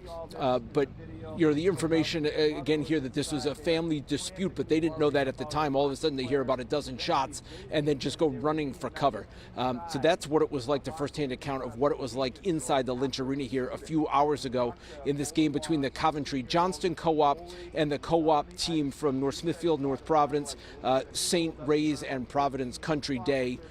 Kids from 6 schools, 2 teams on the ice for this holiday matchup, and then in the first period, gunshots, and they go scurrying for cover, not really knowing at first what's happening. Patrice, Emily? Brian Crandall live in Pawtucket for us this evening. As we mentioned just a few moments ago, initially there was like a 10-block radius that was all blocked off by police, but you could see behind Brian now some cars starting to go through. A lot of traffic now. We're told that Dexter Street has reopened, so it seems like, and we've been seeing when we were talking with Dan and Jean, the families finally leaving after hours there on the scene at the arena. So it seems like that area is starting to open up a little bit while authorities continue their investigation. And those poor kids that were involved in this, and even the people in the stands. I mean, this has shaken the community to the core. We want to go back out to Dan Janig. He has found somebody who witnessed this. Dan? So, Patrice, you just heard from Brian Crandall again. He is on the backside of the Lynch Arena where he saw people running as well. Here in front, we can confirm Dexter Street is reopened. And across from Dexter Street, across from the Lynch Arena, is an old mill building that's now apartments, and that's where Jay lives. Obviously, Jay, Gene come on here, sent Jay. you with us. There Jay, we go. just take a step forward. So, talk to us a little bit about it. You're home, and then you look out and you start seeing kind of chaos over here. Yeah, no, I was just driving, through the entrance there, and as I was turning out, I just saw a bunch of people just kind of running across the street, running out of the building, and I kind of slowed down. I didn't know what was going on, and so I kind of kept going, and then 10 minutes later, I heard that, there was a shooting. Yeah. Were these people just running out here and then running to the left and the right? Were they seeking shelter? How did it strike you? Yeah, so the way I saw it was they were kind of running across the street towards the Walgreens right there. Yeah, Brian is. And from what I heard, people got in there and they were panicked. Yep. And that's when employees there called 911. But yeah, I just saw them scattered across the street. I didn't see them run this way. I just saw them run across the street. Were they yelling? Were they screaming? They were just in a panic. I mean, I just had my windows up. I couldn't really hear. Yeah. And can you give us what you saw? So you saw a bunch of people. Did you see, parents? Obviously, did you see kids in hockey uniforms? I didn't see anyone in hockey uniforms. Okay. I saw a lot of parents just, kids, parents just running out, just in an absolute frenzy. When you first walked up here and told me the story, you had tears in your eyes, and you didn't want to do it, and then you came back. What brings tears to your eyes when you see this? You're across the street. Is something hit home with you? I mean, it's my community. This is my home. After what happened at Brown, happening so soon, especially as, 200 feet from where I live, I just never thought that something like this would happen, especially with kids involved. It's something I can't really wrap my head around. Are you born and raised in Pawtucket? Local person? I wasn't born and raised in Pawtucket, but I have lived here for a while. Right. You've been inside the arena? I've been inside that arena. It's what they've done to it. Yep. Since I've been here, they've changed so much with it. They've made it a very welcoming place for the community. There's so many people that come through this building, buses of students and families always, they're playing games here and things like that. And yeah, we've been watching another car just coming out with it looks like parents with kids. Yeah, we want to stay on this shot though. And again, just something, like you said, even though Brown's about half an hour away from where we are right now, it still seems far away, but when you see it across the street, it just hits home. Yeah, it's unfathomable to think about that somebody like that is that evil and could do something like this to people that had the day off. They came here to watch a hockey game with their families on their day off, and somebody is just that evil. I can't really wrap my head Jay, around. thanks. Yeah, we appreciate your time. We really Let do. you go. And take care of yourself. Appreciate And obviously, you can see it in his face, and you see it in a lot of faces here, guys. And I don't know if we can accurately report just the pain you see on some of the parents and the kids in the car, and Jay across the street. Yeah, it sure hits home, doesn't it? Absolutely. Dan and Jean, thanks. We'll check back in with you guys soon. We've talked about what panic it was, not just inside the arena when we saw that video, but then people fleeing the arena to get to safety. We have some new video to show you guys. This was a convenience store. I believe this is the same convenience store where Brian Crandall interviewed one of those hockey players there. This is them all seeking cover in here. When the active shooting was involved, obviously, Patrice, as you said, more than 15 gunshots it sounded like, and you can see it looks like they're kind of locking. There might be the store owner there watching to see who he's letting in. He's letting in people, making sure that there's other safe people. Anyone looking for cover in that area. These were in the moments right after the shooting unfolded. These look like a mixture of players who fled the ice as well as parents and spectators from the stands. There you can see them again pouring in. This is a very commercial area. Lynch Arena, it's very close. It's like in the downtown area. And so we're probably going to see a lot of video like this because there's a Wendy's right there. There's a Walgreens right there. There's this convenience store, all kinds of stores and restaurants there. Not to mention the video that we showed you earlier of inside. This was being live streamed. And also we have viewer submitted video. Somebody took some pictures on their cell phones.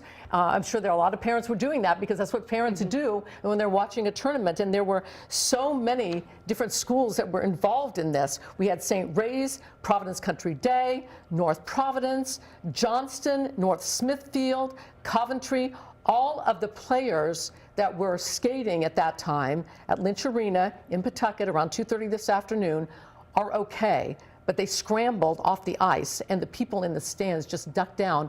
And when the people in the stands were able to escape, and you see some of the players, they still have their ice skates on. He just took his helmet off when he walked in there. And kudos to the store manager, whoever that is in the blue jacket there, you know, kind of waving people in while also trying to lock the door when he saw that there wasn't anyone else, kind of trying to make sure people are safe and shielded inside his convenience store. We just heard from a man there talking about the sense of community he feels in Pawtucket. They feel around this area. I mean, this hits home for so many people, especially when everyone is so raw just weeks after the Brown University shooting. Yeah, and you see those kids in those ice skates. I mean, they were running across parking lots in order to get to this store with their skates still on. That's not easy to do. No. But that's incredible. You see some people there too. Look at the lady offering some water to anybody. Does anybody need anything? So it was people coming together, helping each other. You see people on their phones are probably saying, hey, I'm okay, here I am.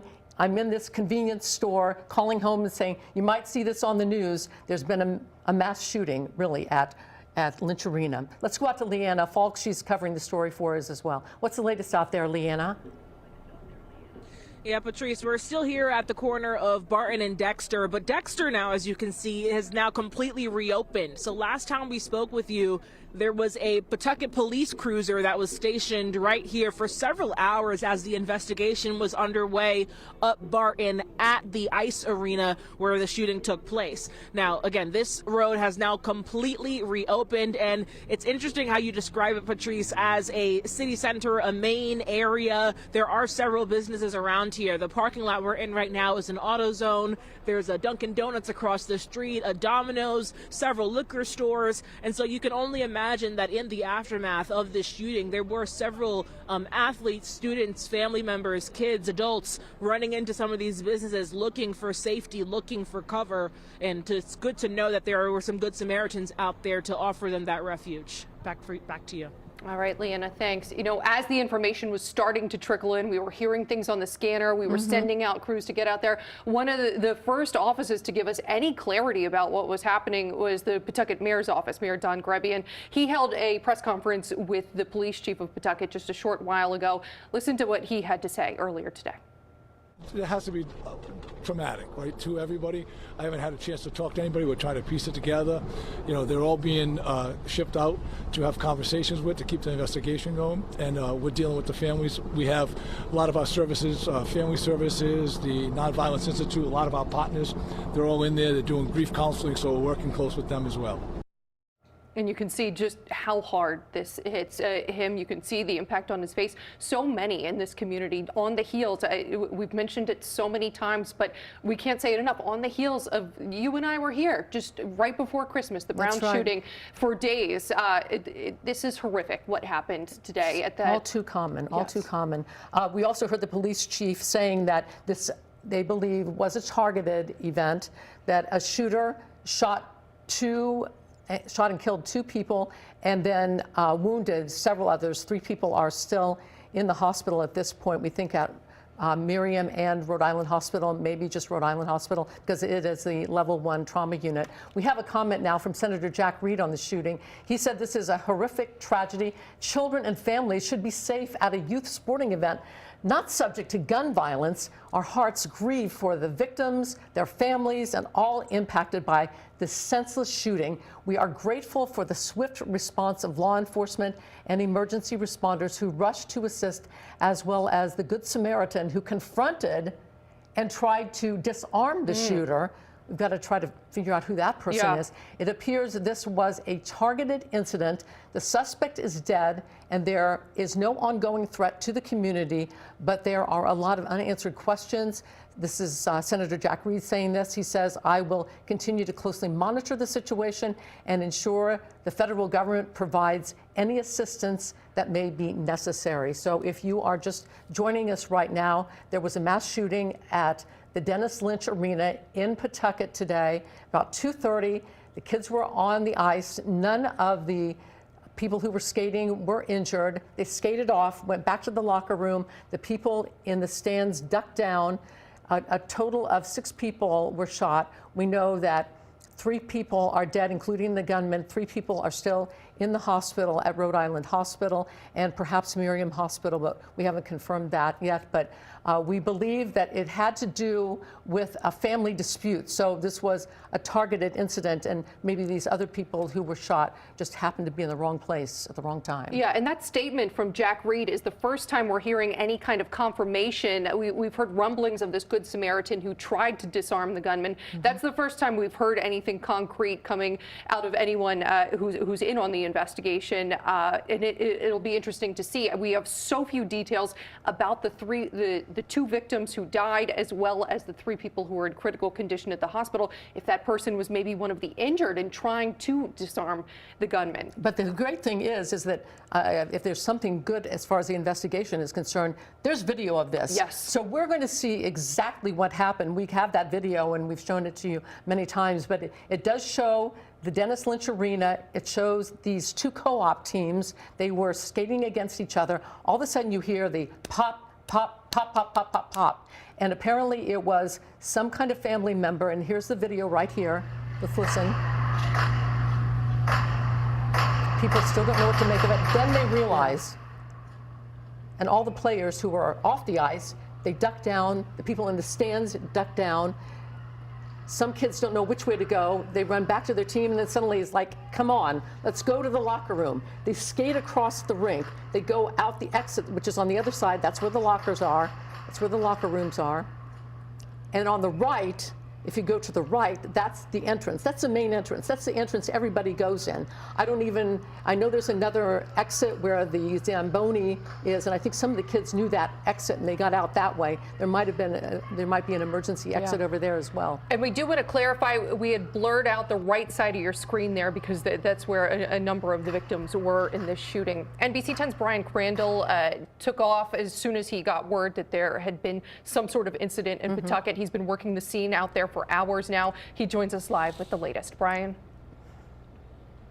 Well, Emily and Patrice, again, I'm on the back side of the Lynch Arena, and it's still, police here. They have it taped off. There's still news helicopters overhead as police are trying to piece together what happened here in this apparent family dispute that brought in a much larger community to it, with 2 hockey teams from a total of 4 high schools, these 2 co-op teams, into it. As we've been playing the video on the ice, it's just unimaginable about the players who were out there and the parents and family members who were in the stands on this, holiday school vacation week for a lot of kids coming together. As we said, some of the players came it appears, out the back of the arena and went into a convenience store down the street here on Broad Street. As I said, as they have it taped off, they've now opened it back up to traffic here on Broad Street.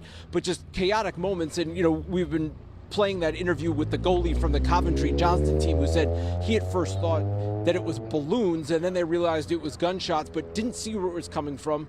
I guess the good news is didn't see anybody who'd been shot as they hurried off the ice and just tried to focus on getting away. They went into the locker room. He said they were in there for about 20 minutes before police officers showed up, which he said was a relief, and then was reunited with his family outside after. Again, you've got family of players in the stands who are then trying to get back together with the players. When we arrived here, the two teams looked like they were in two different spots. One was over here, and then that Coventry-Johnston team was on the other side, and they were just getting onto buses when we showed up. As you're looking, live overhead me here, as you look at the totality of the scene here with police vehicles still lining the streets around the Dennis Lynch Arena, and now the families and those players starting to process what happened here a few hours ago, and how there were bullets flying not that far away from them. Again, as we have 2 shooting victims who are dead, 3 others in the hospital, and the shooter dead as well, apparently from a self-inflicted gunshot wound. But again, we've been talking about just the chaos and the frantic moments for all the people involved here as this dispute spills out. It involves at least dozens of other people who were at this rink watching or playing in a hockey game this afternoon. Patrice, Emily? Yeah, you were interviewed the goalie for one of the teams, and they were still in their uniform, and we were looking at the video, the surveillance video that came from the convenience store, and we noticed that the athletes were still in their skates. That means that they were running for their lives. They didn't even have a chance to take their skates off. They ran out the door and ran across the parking lot and just found shelter wherever they could. Yeah, and it's kind of unclear. The goalie said they were in the locker room for about 20 minutes, so it's not really clear if then some of them just took off right away outside, because I think some of the people you saw in the convenience store video were from that player's team as well. But again, when we got here, it seemed like the teams had kind of gotten back together and were with parents and staff members being put on to rip the buses to leave the scene here. The game was just in the first period, so it wasn't that far into the game that started at 2 o'clock, and then just again people running for their lives, and again to do that in hockey skates, to come out onto the sidewalk and the street here to get to the convenience store around the corner, just unbelievable. Brian Crandall, live in Pawtucket for us tonight. As we've said so many times at this point, there are so many unanswered questions, namely a motive. Why would someone open fire? But it looks like it was a family dispute. We do know, we have some idea that it's a family dispute, but NBC 10's Dan Jading and Gene Valicenti, they have been working their sources for us, trying to get answers. They join us once again live with more information. Well, Emily, it's funny you mentioned sources. I'm getting texts, names, relationships, possible motive. I'm going to hold off, though, until we get it officially from police. But keep in mind, these are people who know each other. Right, yeah. This will come pretty quickly. I think before tonight's 11 o'clock news, we'll know names and possible motive and exactly who the victims are. Yeah, and I also want to come on the air with some breaking news as well from my sources that I've been working on. I can confirm through a top-level law enforcement source that this appears to be a father who came into this arena. There is 1 or 2 witness accounts, and my source confirms it, that he may have been dressed as a woman or was wearing female clothing and a pocketbook possibly. That's from a source, okay? So this will all play out. And that father intentionally targeted family members who were at the hockey game, okay? We know a young girl has died, and we know somebody else has died, and we know 3 people have suffered gunshot wounds. So again, I want to repeat myself, citing my top law enforcement source, that the suspect appears to be a father who may or may not have been dressed in female clothing, may have had a pocketbook. That's according to witnesses and my source, and targeted family members. We're not sure if any of the victims are family members, but the police did say that the victims and the suspect, it was a family. Well, that adds another level, another dimension to this. You also have pictures, and you saw the pictures. I saw one picture. We're not going to show it, though. You saw that. Yes. So you saw this at your own eyes. This description that you just. You know, the thing too is, as you watch here, we're live reporting, and that's what Brian and Jean and myself and Leanna and the whole team is doing, working our sources, years of trust to try to get you the information, not speculation, information.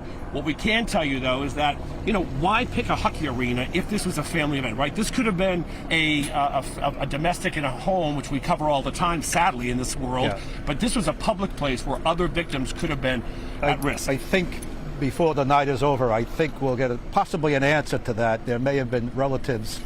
A crime of opportunity. There may have been several family members in one spot at a game. That's a good point. At the same time. Yeah. You've added, though, another dimension to this. I could tell you that it's happening. Things are moving very quickly, only because so many people know each other in there. Yeah. We're going to get names. We're going to get the relationships, I would imagine, over the next couple of hours. Yeah, and we just saw, just so you know, the human level of this, we just saw a family come across the street, their son in hockey gear, in socks, to go back into the arena to be questioned, and also some of them need to retrieve their cars. We still have a parking lot full of cars. I think what's going on is some of the family members, some of the kids may have been kept inside to be interrogated or interviewed. Yep. Others may have left. I think Brian said that some of them may have even been bussed. Yeah, and they're coming back now with their parents to get their cars and leave. Yeah. And we're seeing a steady stream of vehicles leaving now with what looks like parents and kids in the back seat. So there's we're not going to zoom over because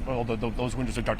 But that's a hockey player in the front seat with his mother. Mm-hmm. And again, you can't imagine the discussions being had because of the small knit community that involves at least 6 schools. They probably the people who are watching who are here or have kids in hockey, they already know who the victims are.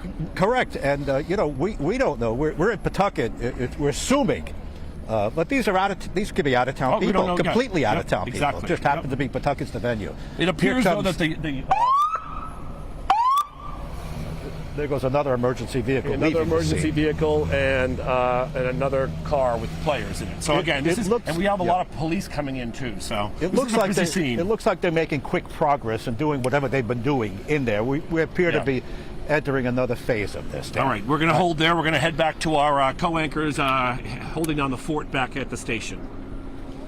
All right, Dan and Jean live in Pawtucket. So let's recap where we are. There was a hockey game today between 2 co-op teams comprised of players from Coventry-Johnston, St. Ray's, Providence Country Day, North Providence and North Smithfield. Around 2 o'clock, shots rang out in the middle of the hockey game. We've been showing you that video. During that shooting, we know the shooter killed himself. 2 other people were killed in that shooting. Right now, it's unclear the dynamics of how those people might know each other. We also know 3 people are fighting for their life in critical condition from gunshot wounds at the hospital at this hour. It was just a horrifying scene for these kids, and I know this arena so well, Lynch Arena, and I know so many of you do too, because it's the main place where high school and younger kids skate. And a lot of the skating teams, the figure skating teams practice there as well, and adults as well. So there is video of this. It was being live streamed. People were taking videos of their children. So we saw exactly what happened. There's going to be plenty of evidence there. We saw this people just skating out there, the students skating in this co-op game, and all of a sudden you hear the pop, pop, pop, which the goalie for one of the teams describes as it sounded like a balloon popping. Then suddenly, when they realize what was happening, they skate off the ice. They go back to the locker room. They hide in the locker room. People in the stands up on the benches, they duck down. There is actual video of the person who was the shooter. And apparently the victims, we had blurred that out for you so that you didn't have to see that. But it's not easy to get out of there. I mean, you're talking about, stands on the side of this building. And so you have to go down the steps. So people just duck down. And it was a frightening scene. It's something that nobody should have to deal with. And this is our community, and we're feeling this as deeply as you are. Our sense of security is just shattered. Yeah, as Dan and Jean just alluded to, they are working their sources. Brian Crandall is too, as well as all of our reporters on scene. We're going to get you new information when NBC 10 News at 6 o'clock starts. That starts for you right now. NBC NBC 10 News starts with breaking news.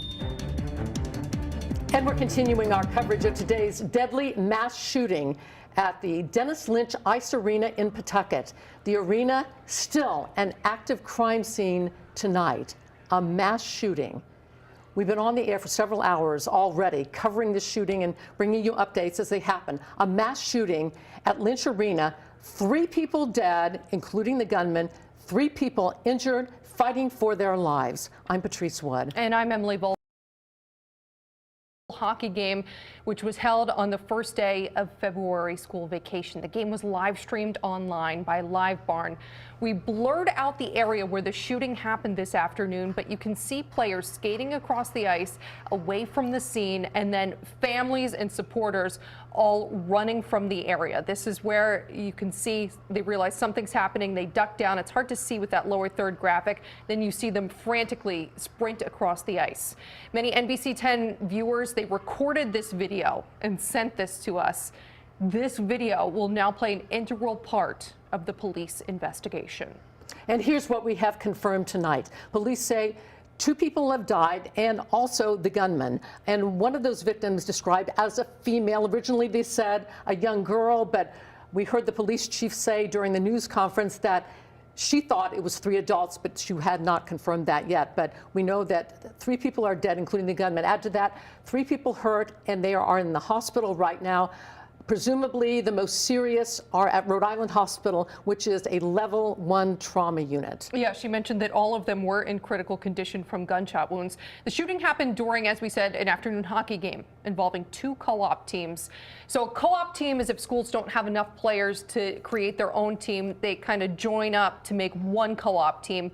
One team was made up of players from St. Raphael Academy, Providence Country Day, North Smithfield, and North Providence. The other team was made up of students from Coventry and Johnston. We have Team 10 coverage tonight. We are spread out across Pawtucket working to get you answers. It's a very active crime scene at Dennis Lynch Hockey Arena in Pawtucket. Dan Janig and Jean Valicenti are near the scene of the shooting, and they're live with an update on what's happening right now. Dan?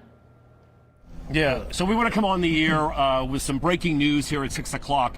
And this is information based on my top law enforcement source, who now tells me that it appears police are investigating a father who showed up at this arena at a hockey game that one of his children was playing in. And according to at least 2 witnesses and my source, the father was dressed, would appear to be in women's clothing, may have had a pocketbook, so much so that when he came in, a couple of people were just kind of, surprised and may even took photos of him. We also know that he targeted his family, and there were several family members here. We don't know if all of the victims are family, but we do know at least one of them is, based on source information. Now, Gene, you and me both have some source information that we don't want to share yet because we're not 100% with it, but it appears at this point this is a family tragedy that played out in a public arena. I think it's safe to say that in the end, the shooter, whomever that shooter is, and the other 2 people who were killed, at least one of them is a family member. The other one may have been peripheral. We don't know that yet, and that may change. Some of the other people who were injured may also be family members. So it appears most of those either killed or injured were family members. There may be someone who was not related but very close to them. This is this is a family tragedy that didn't play out at a home. It played out in a hockey arena where maybe all the family was gathered to watch their child play in a game. I think it might have been a crime of opportunity. There may have been some other relatives there at the time. I also think that so many people know this particular family. They're players, that this information will gel and solidify very, very shortly. I already have names and relationships. I'm not going to go with it, though, just because it's very fluid. We'll wait for the police to give it to us. Let the police do their job, but we just want to give you what we know. We did talk to a witness who lived across the street, and he came home and noticed people running for their lives, parents grabbing kids, and here's what he told Gene and I just a little while ago. I mean, it's my community. This is my home. After what happened at Brown, happening so soon, especially as you know, 200 feet from where I live. You know, I just never thought that something like this would happen, especially with kids involved. It's something I can't really wrap my head around. Are you born and raised in Pawtucket? Local? Pretty emotional from that witness who lives across the street. Meanwhile, back here at the scene, Dexter Street's open. We're seeing police arrive, and we're seeing parents with children in hockey gear. Most of them put in the back seat because of the dark windows, and they're leaving. And some of the faces of those hockey players, it would bring you to tears. Yeah, we just saw a family just went in, and the kid was still in his hockey uniform. So some of them fled. Some of them have been interrogated elsewhere. Some of them have been kept in the building, and they're leaving. I just want to tell you, we're about a half a block down from the arena.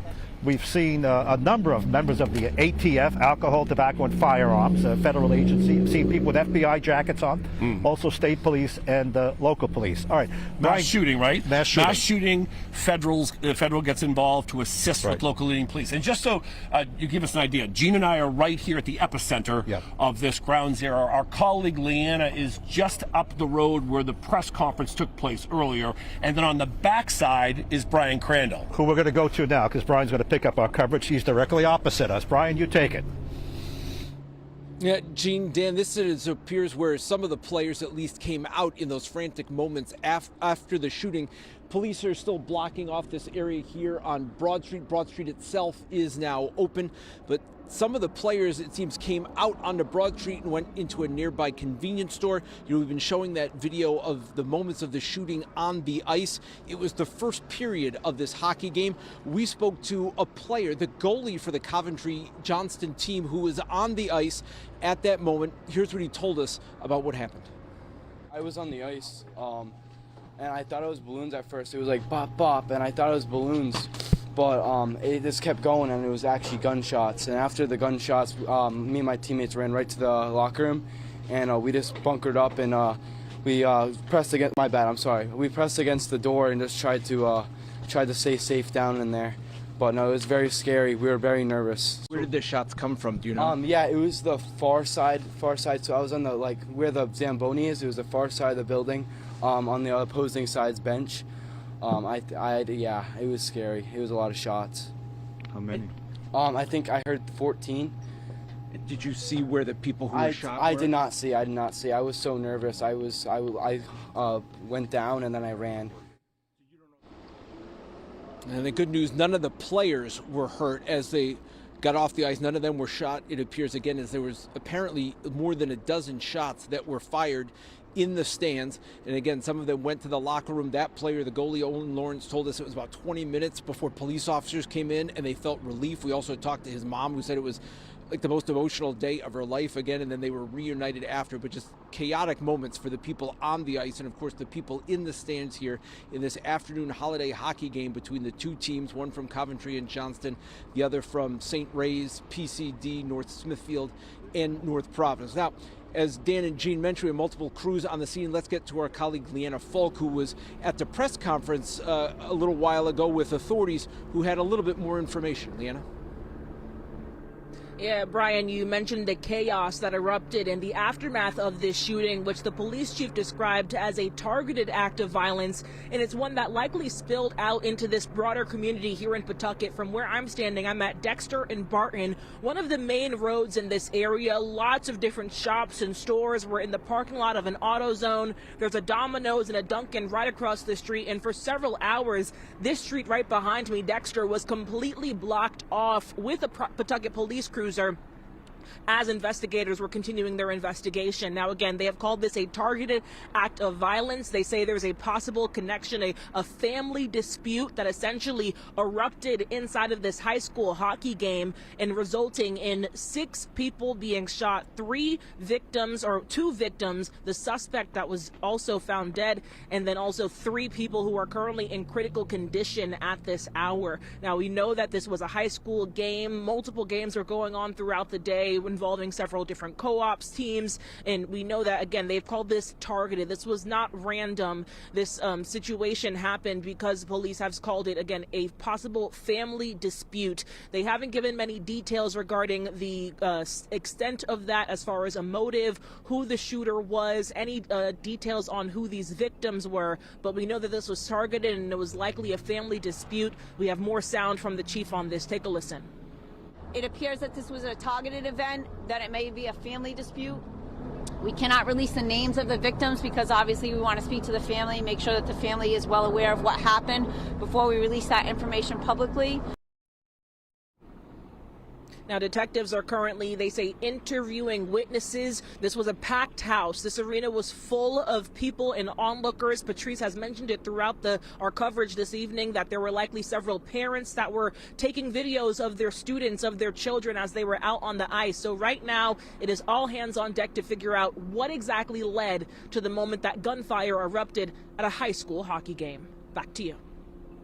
Leanna, thank you. The pain of this is being felt across Rhode Island. So many teams were involved in this, so many communities. As we mentioned, a half dozen schools were involved in that hockey game today. They were on 2 co-op teams from across Rhode Island. And each one has put out a statement this afternoon. From Coventry, Superintendent Dan Cowart, all students from the Coventry boys hockey team who were present at an incident at Lynch Arena in Pawtucket have been accounted for and are safe. From North Smithfield, Superintendent Michael St. John, our athletic director was present at the game. All of our students and families are safe. This is from North Providence, Superintendent Joseph Goho releasing a statement that reads, in part, as you may have heard on the news this afternoon, there was a shooting that occurred. It's a different ice rink here, but it happened in Pawtucket. Unfortunately, all students involved in the game are safe. And this from Johnston Superintendent Scott Sutherland. We have confirmed that our Johnston High School student athlete who was participating in the game is safe. In fact, all of the skaters are okay. Administrators from St. Raphael's Academy in Pawtucket also notified the school community earlier this afternoon at Lynch Arena. At a hockey game, there was a horrific incident with an active shooter. We have been told that none of our SRA family was injured. And from Providence Country Day School, we are shocked and saddened by the shooting at today's hockey game in Pawtucket. We can confirm that the PCD students, parents, and staff that were present at that time are safe. All right, we're going to take a short break, but we will be back in just a few minutes with more live coverage from the mass shooting at a hockey arena in Pawtucket.